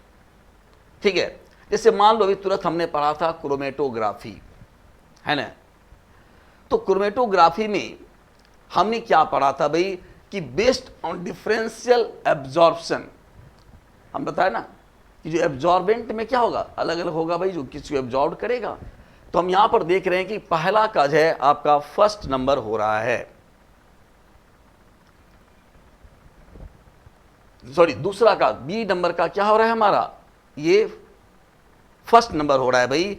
और यहां पर देखिए बी नंबर का जो चॉइस है, थोड़ा सा यहां पर जो है मिस्टेक है बाबू, है ना? यहाँ पर जो है थोड़ा ये आगे पीछे हो गया है ना? तो ये मत समझ, यहाँ पर जो है ये हमारा जो है ये ए नंबर होगा, है ना? इसको बी समझना, है ना? इसको सी और इसको डी समझो। ठीक है, इस प्रकार का कोडिंग है। तो यहां पर जो है हमने क्रोमेटोग्राफी को हम देख रहे हैं, तो ये क्या हमारा बी का हमारा क्या हो रहा है, ए हो रहा है। क्रिस्टलाइजेशन में क्या है, use for substance which are decompose below their boiling point. Below their boiling point में जो डिकम्पोज करेगा, है ना, वो तो हमारा हो जाएगा भाई वैक्यूम डिस्टिलेशन। फ्रैक्शनल डिस्टिलेशन में use for substance which boiling points are very closed to each other. तो सी का हमारा 4 नंबर हो रहा है ना? तो यहाँ पर आप देखिए कि सी का 4 नंबर हो रहा है भाई, और यहाँ पर सी में अगर हम 4 की बात करते हैं तो फर्स्ट और पहला चॉइस हमारा जो है यहाँ पर जो है सही होता है। ठीक से जरा सा यहाँ पर समझिएगा, है ना? पहला है हमारा क्रिस्टलाइजेशन। क्रिस्टलाइजेशन में क्या होता है भाई कि substance which difference soluble are separated. मैंने कहा ना क्रिस्टलाइजेशन, जैसे मान लो कि हमने जो है बालू और नमक को जो है सेपरेट करने के लिए आपको कहा। कैसे सेपरेट करोगे? बालू और नमक को जो है हम एक सुटेबल सॉल्वेंट में डालेंगे। जैसे मान लो कि हमारा वाटर है, वाटर में जैसे डाला, नमक घुल गया लेकिन बालू नहीं घुलेगा भाई। तो इस प्रकार का जो सेपरेशन होगा वो हमारा क्या कहलाता है? क्रिस्टलाइजेशन कहलाता है। क्रोमेटोग्राफी के बारे में जो है हमने आपको बताया कि क्रोमेटोग्राफी जो है बेस्ड ऑन डिफरेंट एब्जॉर्बेंट। मैंने कहा कि क्रोमेटोग्राफी में डिफरेंट ऑब्जॉर्बेंट का प्रयोग करते हैं। सुटेबल एब्जॉर्बेंट वो क्या करता है? एब्जॉर्ब कर देता है। तो ये हो गया। फ्रैक्शनल डिस्टिलेशन क्या होता है भाई? फ्रैक्शनल डिस्टिलेशन जो है के अंतर्गत है ना, हम स्टडी करते हैं ऐसे मतलब जो है को हम लोग जो सेपरेट करेंगे, इसमें कि बॉइलिंग पॉइंट जो होता है वो बिल्कुल क्लोज होता है। जैसे मान लो पेट्रोलियम हम निकालते हैं खान से, और पेट्रोलियम निकालने के बाद उससे हम डीजल, किरासन तेल या मतलब है और भी जो कुछ तुम सेपरेट करते हो, है ना, ये क्या है? फ्रैक्शनल डिस्टिलेशन ही तो है अलग। क्योंकि और ऐसे मतलब एकदम बिल्कुल nearly close it's boiling point. तो ये हमारा होता है ना फ्रैक्शनल। वैक्यूम डिस्टिलेशन जो होता है, वैक्यूम डिस्टिलेशन में क्या होता है भाई, जिसको हम लोग है ना जो है डिस्टिलेशन अंडर रिड्यूस्ड प्रेशर भी कहते हैं। यानी कुछ ऐसे सबस्टांस जो अगर मान लिया जाए कि मिले हुए हों भाई, जो कि अपने बॉइलिंग पॉइंट पर डिकम्पोज कर जाते हैं। तो बॉइलिंग पॉइंट पर जब डिकम्पोज कर जाएगा फिर हमसे कैसे अलग करोगे? इसके लिए क्या किया जाता है कि प्रेशर को रिड्यूस कर दिया जाता है। जब प्रेशर को रिड्यूस किया जाता है तो बॉइलिंग पॉइंट का मान जो है वो घट जाता है। जैसे देखो भाई, जब आप ऊंचाई पर जाते हो, है ना, तो प्रेशर क्या होता है? जो ऊंचाई पर जाते हो तो प्रेशर जो है वो कमने लगता है। हमारे अंदर का प्रेशर ज़्यादा होगा, एटमॉस्फेयर का प्रेशर कम होता है। इसलिए ऊंचाई पर जब तुम जाओगे तो नाक से जो क्या होता है? ब्लीडिंग हो जाती है। तो प्रेशर को जो है अगर तुम ऊपर खाना अगर बनाते हो, जैसे मान लो कि तुम्हारा एक दोस्त नैनीताल में है, एक तुम्हारा चेन्नई में है, दोनों खिचड़ी पकाता है भाई, तो तुम देख कहोगे कि जो चेन्नई वाला है उसका भोजन जल्दी पक जाता है और नैनीताल वाले का भोजन जो है वो लेट से पकता है, क्योंकि प्रेशर कम हो जाता है ऊपर में। और जब प्रेशर कम हो गया है ना, तो बॉइलिंग पॉइंट का मान कम हो जाएगा। जो वाटर हमारा 100 डिग्री सी पर जो बॉयल कर रहा है इस ज़मीन पर, वो जो है पहाड़ी पर जाने के बाद वो मतलब 60 डिग्री 70 डिग्री पर ही बॉयल कर रहा है। तो कहने का मतलब हुआ कि यहाँ पर जो है फ्रैक्शनल डिस्टिलेशन या सॉरी वैक्यूम डिस्टिलेशन जो है या जो है डिस्टिलेशन अंडर रिड्यूस्ड प्रेशर में हम क्या करते हैं कि प्रेशर को कम करते हैं, और प्रेशर को कम करके बॉइलिंग पॉइंट से पहले ही है ना बॉइलिंग पॉइंट का मान हम इतना कम कर लेते हैं ताकि वो जो सबस्टांस है हमारा डिकम्पोज ना हो, है ना। और ये हमारा जो है आपका वैक्यूम डिस्टिलेशन हो जाएगा। Substance which are decompose below their boiling point, ऐसे सबस्टांस का उपयोग करेंगे जो कि बिलो बॉइलिंग पॉइंट पर बिलो जो डिकम्पोज करता है, उसको अलग करने के लिए वो वैक्यूम डिस्टिलेशन का प्रयोग करते हैं भाई। और इस प्रकार से हमारा आंसर जो हो रहा है वो फर्स्ट नंबर जो हो रहा है। चलिए नेक्स्ट क्वेश्चन की बात हम लोग करें, है ना। तो नेक्स्ट क्वेश्चन जो हमारा है the metal constituent of chlorophyll, यानी क्लोरोफिल जो है में कौन सा मेटल पाया जाता है। सभी बच्चे को पता है भाई कि क्लोरोफिल जो है 5 प्रकार के होते हैं। Chlorophyll a, chlorophyll b, chlorophyll c, chlorophyll d and chlorophyll e. और जो क्लोरोफिल ए है एक यूनिवर्सल क्लोरोफिल कहलाता है, जो कि सभी हरे पौधे में पाए जाते हैं। और क्लोरोफिल ए का अगर हम आपको मॉलिक्यूलर फॉर्मूला बताना चाहें तो आप जानते हो कि क्लोरोफिल ए का मॉलिक्यूलर फॉर्मूला होता है C55 H72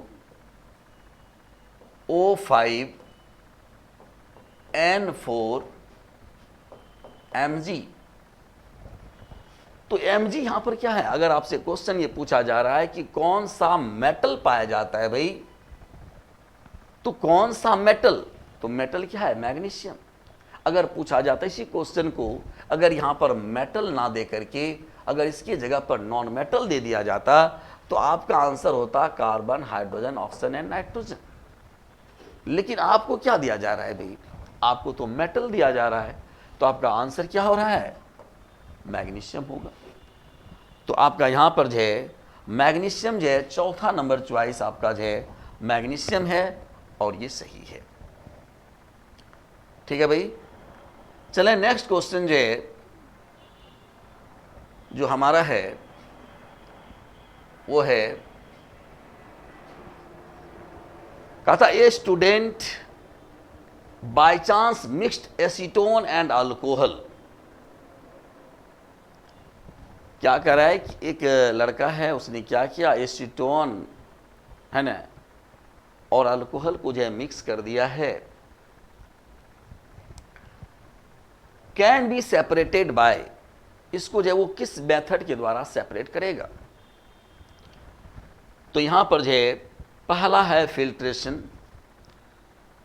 दूसरा है हमारा सेपरेटिंग फनेल, और तीसरा है फ्रैक्शनल डिस्टिलेशन, और यह है फ्रैक्शनल डिस्टिलेशन, और दूसरा है fractional crystallisation.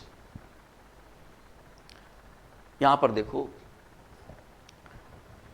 Acetone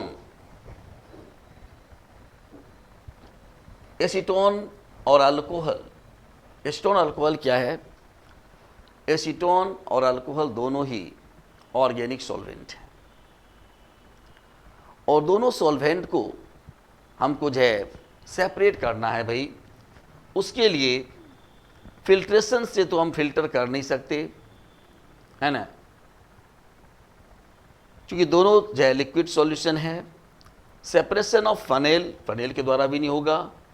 fractional crystallisation and fractional distillation, यहाँ पर जो है हम फ्रैक्शनल डिस्टिलेशन के द्वारा ही दोनों को अलग कर पाएंगे, क्योंकि दोनों के बॉइलिंग पॉइंट में जो है माइन्यूटली डिफरेंस है। और मैंने बताया आपको कि फ्रैक्शनल डिस्टिलेशन जो है ये माइन्यूटली डिफरेंस या वैक्यूम डिस्टिलेशन में हम ऐसे ही सब्सटेंस को सेपरेट करते हैं जिसके बॉइलिंग पॉइंट में माइन्यूटली डिफरेंस होता है। तो यहाँ पर जो हमारा जो आंसर होगा, है ना, वो आंसर होगा भाई फ्रैक्शनल डिस्टिलेशन। चलें नेक्स्ट क्वेश्चन की ओर। नेक्स्ट क्वेश्चन है कि mixture contains silica and NaCl, ammonium chloride is taken for separating the constituents. Suitable steps required these are। अब देखो कहता है कि सिलिका भी मिला दिया आपने, सोडियम क्लोराइड को भी मिला दिया है, अमोनियम क्लोराइड को भी मिलाया है। यहाँ पर देखो ये सिलिका जो है ये सॉल्युबल नहीं होगा, इनसॉल्युबल होगा। सोडियम क्लोराइड जो है ये सॉल्युबल है, ये मतलब साल्ट है मेरा, ये घुल जाएगा। और अमोनियम क्लोराइड जो है क्या है? एक सब्लिमेट है। अब जरा सा हम लोग चॉइस की ओर देखें। कहता है कि suitable steps required for this. क्या सुटेबल स्टेप होगा भाई? तो सबसे पहले यहां दिया हुआ है सब्लिमेशन। अगर हम सब्लिमेशन कराते हैं तो अमोनियम क्लोराइड हमारा जो है ये सब्लिमेट है, ये जो है क्या होगा? बाहर निकल जाएगा। सही बात है भाई। उसके बाद डिजोल्यूशन, अगर हम जो है डिजोल्यूशन, अगर हम इसको डिजॉल्व कराते हैं वाटर में, तो डिजॉल्व जब हम कराएंगे तो NaCl तो डिजॉल्व हो जाएगा और सिलिका बच जाएगा भाई। और फिर उसको क्या करेंगे? फिल्ट्रेशन करा लेंगे भाई, तो फिल्टर हो जाएगा और उसके बाद जो है हम उसे बाहर निकाल लेंगे। ठीक है, तो यहां पर जो है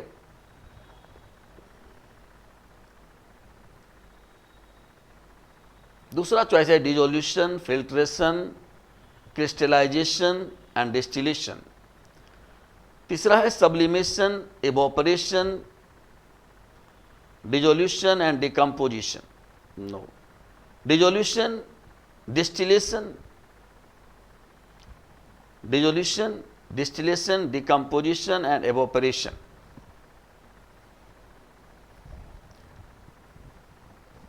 इसमें कह रहा है कि कौन सा स्टेप्स, सुटेबल स्टेप्स कौन सा होगा। तो सबसे पहले फिल्ट्रेशन कर देंगे, क्रिस्टलाइजेशन हो जाएगा।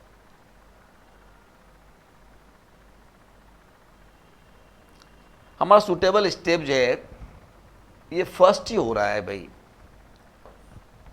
पहले जो है हम सब्लिमेशन करा करके अमोनियम क्लोराइड को निकाल देंगे, उसके बाद जो है डिसोल्यूशन करा करके, है ना, डिसोल्यूशन कराएंगे, घोलेंगे, है ना, उसके बाद फिर फिल्ट्रेट कर लेंगे, है ना, और फिर जो है क्रिस्टलाइजेशन हो जाएगा। पहला चॉइस हमारा सही हो रहा है। चलिए नेक्स्ट क्वेश्चन जो है, which of the following represent a chemical change. देखो भाई, दो प्रकार के चेंज होते हैं, इसको पहले केयरफुली समझ लेना है। पहला है हमारा फिजिकल चेंज और दूसरा है केमिकल चेंज। फिजिकल चेंज क्या होता है? फिजिकल चेंज जो है एक ऐसा चेंज जिसमें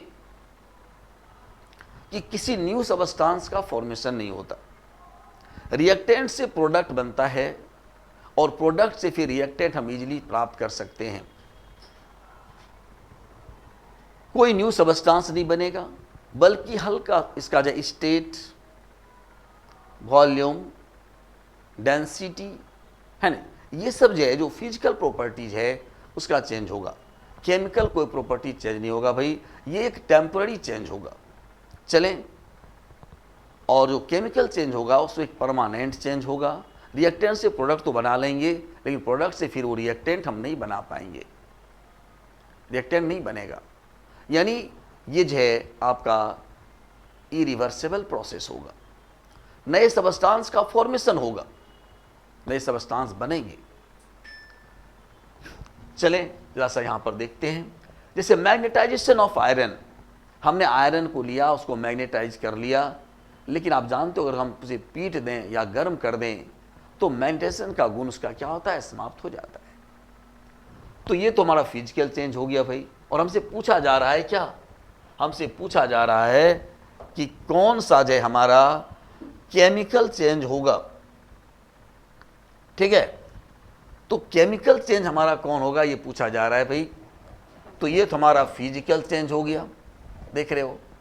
condensation of liquid, liquid condense किया, फिर उसे हमने गर्म किया, फिर एवोपरेट किया, है ना, तो ये हम इसको हम रिवर्स कर सकते हैं, ये भी हमारा फिजिकल चेंज ही है। बर्निंग ऑफ फ्यूल, हमने जो है फ्यूल को जो है बर्न कर दिया भाई। जब बर्न कर दोगे तो फिर पकड़ के कहां से लाओगे, है ना, ये तो परमानेंट चेंज हो गया। उसके बाद है rusting of iron. Select the correct answer using code given below. Burning of fuel ये तो आपका केमिकल चेंज हो गया भाई। और रस्टिंग ऑफ आयरन, आयरन को जब तुम ऑक्सीजन के साथ, जब ऑक्सीजन के कांटेक्ट में लाओगे तो रस्ट, उस पर जब जंग लगेगा और ये जो है आयरन का ऑक्साइड बन जाएगा, जो केमिकल चेंज हो जाएगा।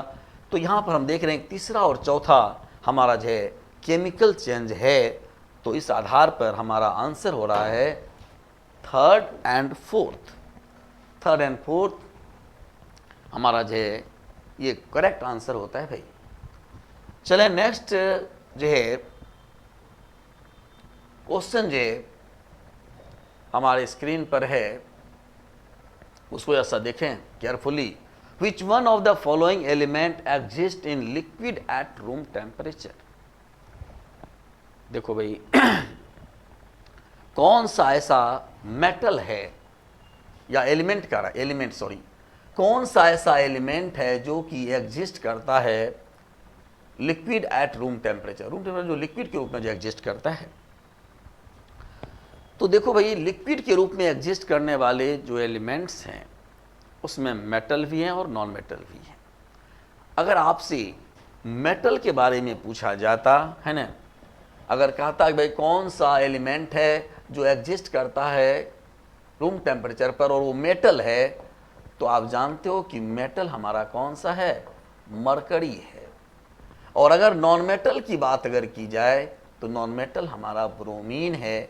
यहाँ पर जो है चॉइस अगर देखा जाए तो इसमें आपको सिर्फ एक ही चॉइस है और वो मरकरी है ना। तो आपका आंसर यहाँ पर क्या हो जाएगा भाई, मरकरी होगा। ठीक है, तो चलें, हमारा ये आंसर है मरकरी। और नेक्स्ट क्वेश्चन की ओर हम चलें।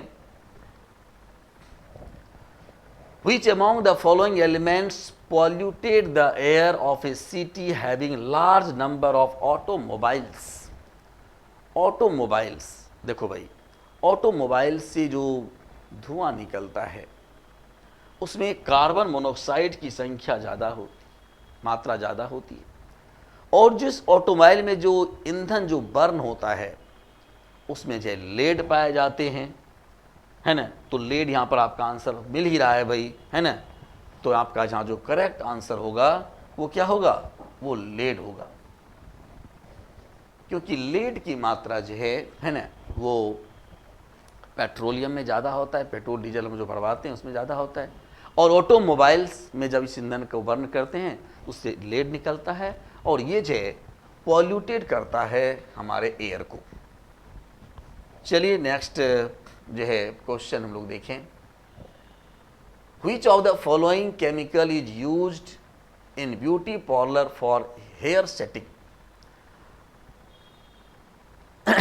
हेयर सेटिंग में, हेयर को जो स्ट्रेट करने में या हेयर को कर्ल करने में, है ना, तो जो ब्यूटी पार्लर में जो उपयोग किया जाता है भाई केमिकल का, है ना, वो सल्फर बेस्ड केमिकल्स होते हैं। और आपका यहाँ पर जो है फर्स्ट चॉइस है आपका सल्फर बेस्ट। ठीक है, चलिए नेक्स्ट क्वेश्चन की ओर हम लोग बढ़ें। नेक्स्ट क्वेश्चन है हमारा, which of the following mixture is homogeneous? Homogeneous mixture किसको कहेंगे? होमोजीनियस मिक्सचर ऐसे मिक्सचर को कहेंगे भाई जिसमें कि सॉल्यूट और सॉल्वेंट जो है इतनी घनिष्ठता के साथ जुड़े हुए हों, जिसमें कि सेपरेशन ऑफ मिक्सचर्स यानी सॉल्यूट और सॉल्वेंट के बीच कोई clear boundary line of separation ना हो। और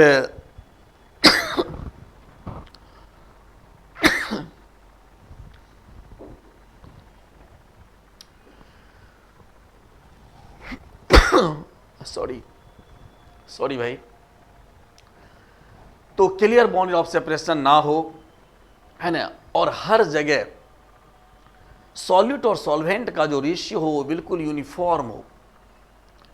जैसे मान लो हमने शरबत बनाया, अगर ग्लास के ऊपरी सरफेस पर का जो शरबत हमने एक चम्मच लिया उसका मिठास और पेंदी पर का भी मिठास अगर समान है तो समझेंगे कि वो होमोजीनियस मिक्सचर है, क्योंकि दोनों जगह सॉल्यूट और सॉल्वेंट का रेशियो क्या है, फिक्स है।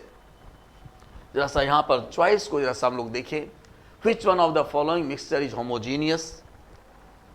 स्टार्च एंड शुगर,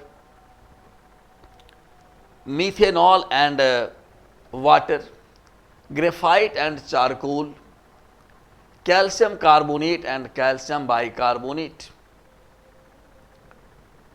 तो यहां पर देखो भाई हमारा होमोजीनियस मिक्सचर जो होगा वो मिथेनॉल एंड वाटर होगा। यानी हम जो है यहाँ पर जो है अगर मिथेनॉल और वाटर को अगर हम मिक्स कर देते हैं तो हम मिथाइल अल्कोहल और वाटर के बीच कोई क्लियर बाउंड्री ऑफ सेपरेशन नहीं होता भाई, है ना। और ये बेस्ट एग्जाम्पल है किसका, होमोजीनियस मिक्सचर का। नेक्स्ट क्वेश्चन जो है which one among the following is not a chemical change, ये भी केमिकल चेंज से क्वेश्चन है। कौन सा केमिकल चेंज नहीं है, चॉइस को देखिए। कर्डिंग ऑफ मिल्क, दूध से दही का बनना, बिल्कुल केमिकल चेंज है भाई, क्योंकि ये परमानेंट चेंज है, दही से फिर आप दूध नहीं बना सकते हो। एवोपरेशन ऑफ वाटर, वाटर का एवोपरेशन, ये तो फिजिकल चेंज हो गया आपका, ये तो फिजिकल चेंज हो गया आपका, क्योंकि वाटर को एवोपरेट करोगे वेपर बनेगा, वेपर को कंडेंस कर दोगे फिर तुम्हारा वाटर बन जाएगा, ये फिजिकल चेंज हुआ। बर्निंग ऑफ कोल, जब कोल को जो तुमने कोयले को तुमने जला दिया, जलाने के बाद कोयला राख बन गया भाई, फिर से कोयला बनेगा क्या? बिल्कुल नहीं, तो ये भी परमानेंट चेंज हो गया। राइपनिंग ऑफ फ्रूट्स, फल का पक जाना, ये भी तो केमिकल चेंज है आपका। क्वेश्चन आपसे पूछा जाता है कि कौन केमिकल चेंज नहीं है, नॉट, ध्यान देना भाई, जो भी सवाल नॉट वाला हो केयरफुली इसमें से जो है आप ध्यान दीजिएगा कि नॉट को पहले अंडरलाइन कर लीजिए, क्योंकि ये नॉट वाला जो है एकदम कवराज क्वेश्चन होते हैं, ये डसने वाला क्वेश्चन होता है ना। अगर आप केयरफुल नहीं रहे तो पता चला कि यहाँ पर आकर के जो है केमिकल चेंज कौन है उसी को मार के चले आए हैं, ऐसा होता है।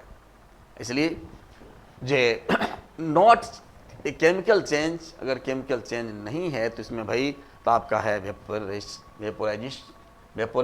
एवोपरेशन ऑफ वाटर, ये एक फिजिकल चेंज है, ये बोथ डायरेक्टेड रिएक्शन है और बाकी जो है यूनि डायरेक्टेड रिएक्शन है ना। परमानेंट चेंज यहाँ दिखाया गया है, इसमें टेम्पोररी चेंज को दिखाया गया है। ठीक है, चलिए नेक्स्ट क्वेश्चन की ओर हम लोग चलें। ए mixture of sodium chloride and naphthalene can be separated bye, देखो सोडियम क्लोराइड ये तो बिल्कुल साल्ट हो गया, नमक हो गया भाई, और नेफ्थलीन, नेफ्थलीन क्या है? एक सब्लिमेट है। नेफ्थलीन क्या है? एक सब्लिमेट है, ऊर्ध्वपातित सबस्टांस है ना, सब्लिमेट है। तो नेफ्थलीन सब्लिमेट है तो यहां पर सब्लिमेशन होगा भाई, ऊर्ध्वपातन प्रोसेस से करेंगे। जैसे हम लोग इसको गर्म करेंगे, सोडियम क्लोराइड तो है वो इवोपरेट होगा नहीं, लेकिन हमारा जो नेफ्थलीन है वो वाष्पित हो जाएगा, सीधे गैस में कन्वर्ट हो जाएगा, है ना। तो इस प्रकार से है ना हमारा जो आंसर होगा वो हो जाएगा हमारा सब्लिमेशन। नेक्स्ट जो है क्वेश्चन है 13 नंबर क्वेश्चन है भाई कि select the answer using the code given below, है ना। हीटिंग कैम्फर, कैम्फर को जब आप हीट करोगे, कैम्फर भी क्या है? सब्लिमेट है, ये प्रोसेस क्या हो जाएगा? सब्लिमेशन हो जाएगा। तो पहला का हम क्या देख रहे हैं? पहला जो है हमारा फर्स्ट जो है वो 3 से जो है मिल रहा है भाई, सॉरी 4 से मिल रहा है, 4 से मिल रहा है हमारा फर्स्ट नंबर जो है। ये फर्स्ट नंबर जो है हमारा जो है 4 से मिल रहा है। Cooling of water vapour, water vapour को कूल कर दे रहे हैं, ठंडा कर दे रहे हैं भाई, तो क्या हो? कंडेंसेशन हो जाएगा, कंडेंस कर रहे हो, है ना। तो ये हो जाएगा हमारा तीसरा नंबर हो जाएगा ये कंडेंसेशन। अब यहां पर जैसा देखो फर्स्ट का 4, इसका बी है 3 दिया हुआ है, ठीक है। और यहां पर फर्स्ट का 4 यहां पर है, लेकिन सेकेंड का 3 यहां पर दिया हुआ है भाई। बस जैसे हमारा फर्स्ट का 4 आता है, एलिमिनेशन मेथड यहां पर लगाइए। अगर फर्स्ट का 4 अगर आ गया तो निश्चित है कि ये दोनों चॉइस तुम्हारा पहले ही एलिमिनेट हो चुका है भाई, है ना।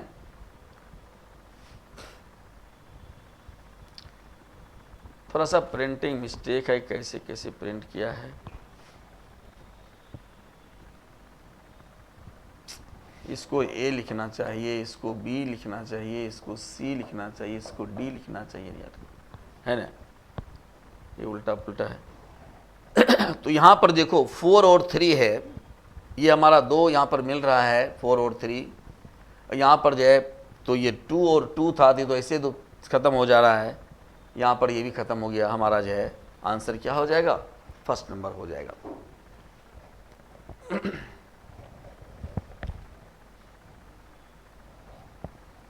चलिए नेक्स्ट देखें, विच वन ऑफ द फॉलोइंग, ये फिर वही बात है, यहाँ पर केमिकल चेंज के बारे में दिया है भाई। कटिंग ऑफ हेयर, हेयर को कट करोगे फिर आ जाएगा, फिजिकल चेंज हुआ। ग्रेइंग ऑफ हेयर नेचुरली, लेकिन भाई अगर हम बुढ़े हो गए, मेरा सारा बाल पक गया, तो फिर अब ये ब्लैक नहीं हो सकता, आर्टिफिशियली डाई लगा लेंगे कुछ समय के लिए होगा भाई, लेकिन फिर जो अंदर से आएगा वो तो वाइट ही आएगा, है ना। तो ये तो हमारा जो है फिजिकल चेंज हो गया, ये हमारा जो है फिजिकल चेंज हो गया। सॉरी कहाँ चला गया ये, एक मिनट बाबू, दूसरा क्वेश्चन आ गया। हाँ ये क्वेश्चन था हमारे पास, है ना। तो ये कटिंग ऑफ हेयर, ये फिजिकल चेंज है हमारा। पूछ रहा है कि कौन सा इसमें हमारा केमिकल चेंज है।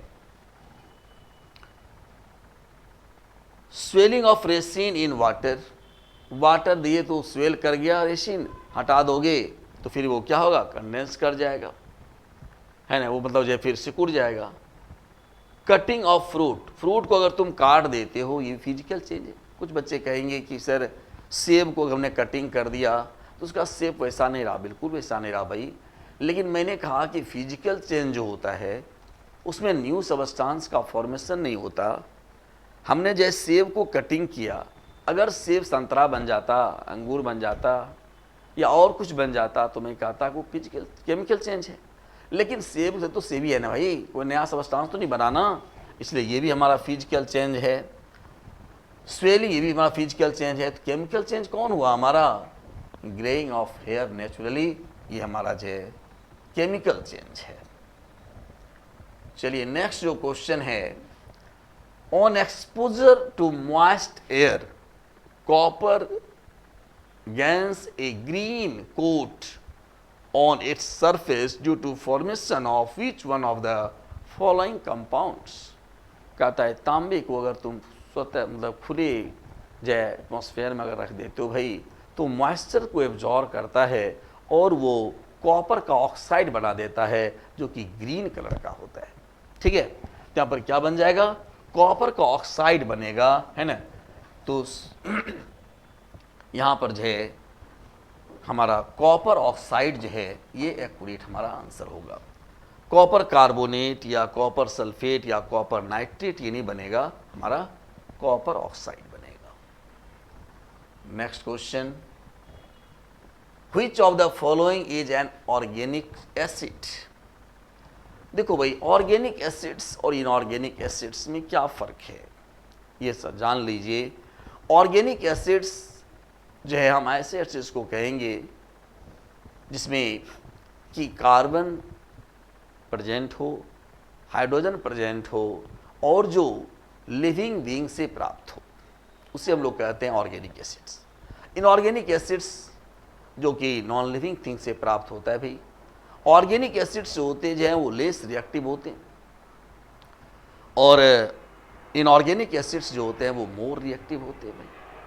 ठीक है, तो या हम कह सकते हैं कि लेस मोर का मतलब स्ट्रॉन्ग एसिड की स्ट्रॉन्ग एसिड होगा हमारा जो इनऑर्गेनिक एसिड्स, और वीक एसिड्स जो हमारा होगा वो हमारा ऑर्गेनिक एसिड्स वीक एसिड्स होगा। अब यहाँ पर देखिए, जैसे hydrochloric acid, nitric acid, sulphuric acids और एसिटिक एसिड्स, यहाँ पर जो है हमारा हाइड्रोक्लोरिक एसिड्स में हमारा जो है ये कार्बन कंटेनिंग एसिड तो है नहीं, ये क्या हो गया हमारा HCl हो गया, ये हो गया हमारा HNO3 हो गया भाई, ये हमारा H2SO4 हो गया।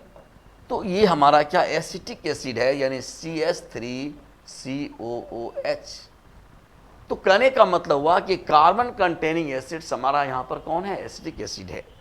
इसलिए ऑर्गेनिक एसिड्स की बात अगर कर रहा है तो हमारा आंसर जो होगा वो थर्ड नंबर आंसर सही होगा, ऑर्गेनिक एसिड्स होगा।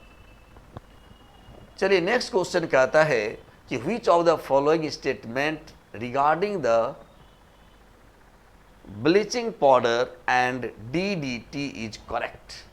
ब्लीचिंग पाउडर,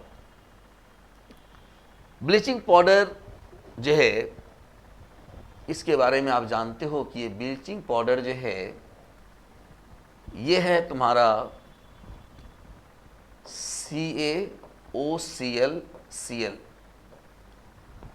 ये ब्लीचिंग पाउडर है। ये जो है तुम्हारा इनऑर्गेनिक कंपाउंड है, क्योंकि कोई कार्बन कंटेनिंग ये कंपाउंड तो है नहीं। कहता है बोथ आर इनऑर्गेनिक कंपाउंड्स।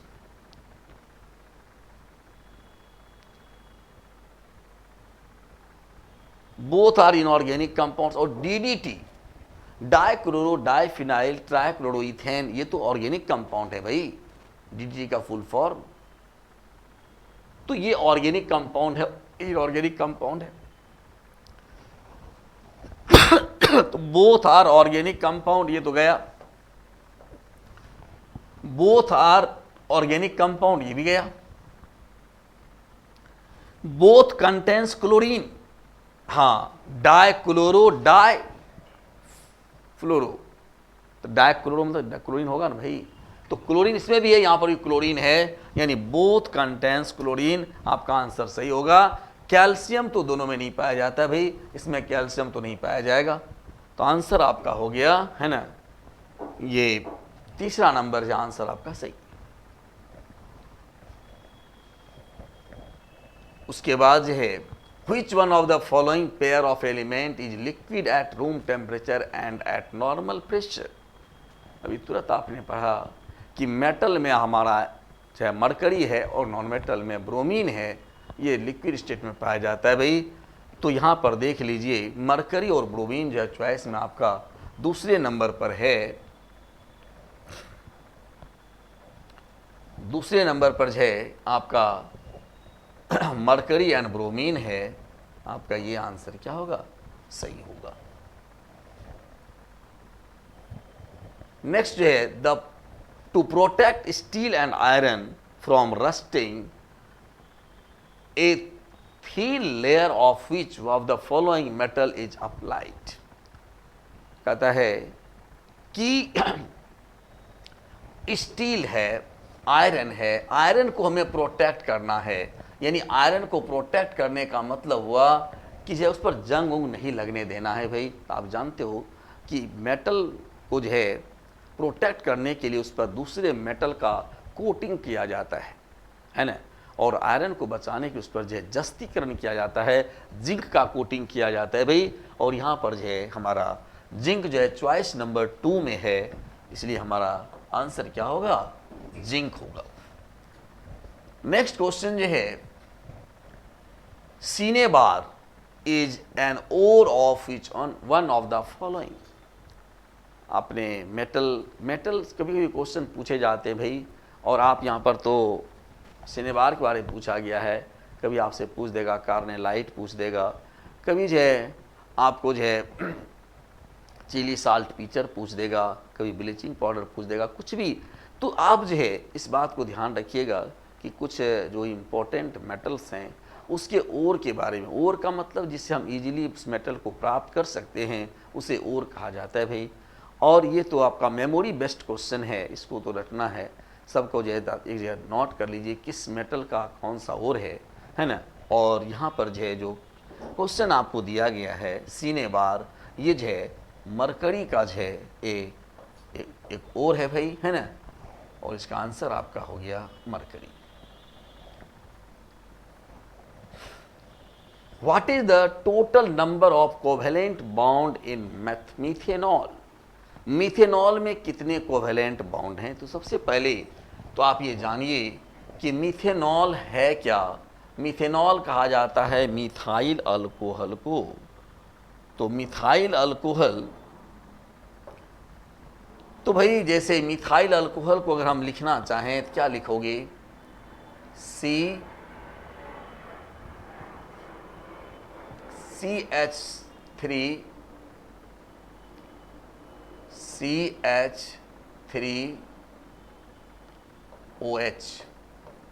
ये हो गया मिथाइल अल्कोहल। अब इसमें कहता है कि कितने कोवेलेंट बॉन्ड होते हैं, तो देख लो कितने कोवेलेंट बॉन्ड हो जाएंगे। ये तुम्हारा जो है ये हो गया मिथाइल, और यहां पर हो गया तुम्हारा अल्कोहल। कितने बॉन्ड है देख लो, है ना। तो 1 2 3 4 5, यहां पर जो है 5 है, और ये सारे कोवेलेंट बॉन्ड हैं। कोवेलेंट बॉन्ड किसको कहते हैं भाई, ये समझ लीजिए। कोवेलेंट बॉन्ड जो है ऐसे बॉन्ड को कहते हैं जो साझेदारी द्वारा होता है, शेयरिंग के द्वारा जब बॉन्ड का फॉर्मेशन हो उसे कोवेलेंट बॉन्ड कहा जाता है। और कोवेलेंट बॉन्ड ऐसे दो एटम के बीच होता है जिसकी की प्रकृति सेम होती है। जैसे मान लो अगर हम आपसे कहें कि ऑक्सीजन ऑक्सीजन के बीच का बॉन्डिंग क्या होगा, तो यहां पर ऑक्सीजन के पास जो है इसके आउटर मोस्ट ऑर्बिट में जो है कितने इलेक्ट्रॉन, 6 इलेक्ट्रॉन। इसमें कितने इलेक्ट्रॉन, इसमें भी 6 इलेक्ट्रॉन। अब ये 6 इलेक्ट्रॉन जो है ये कंबाइंड जो है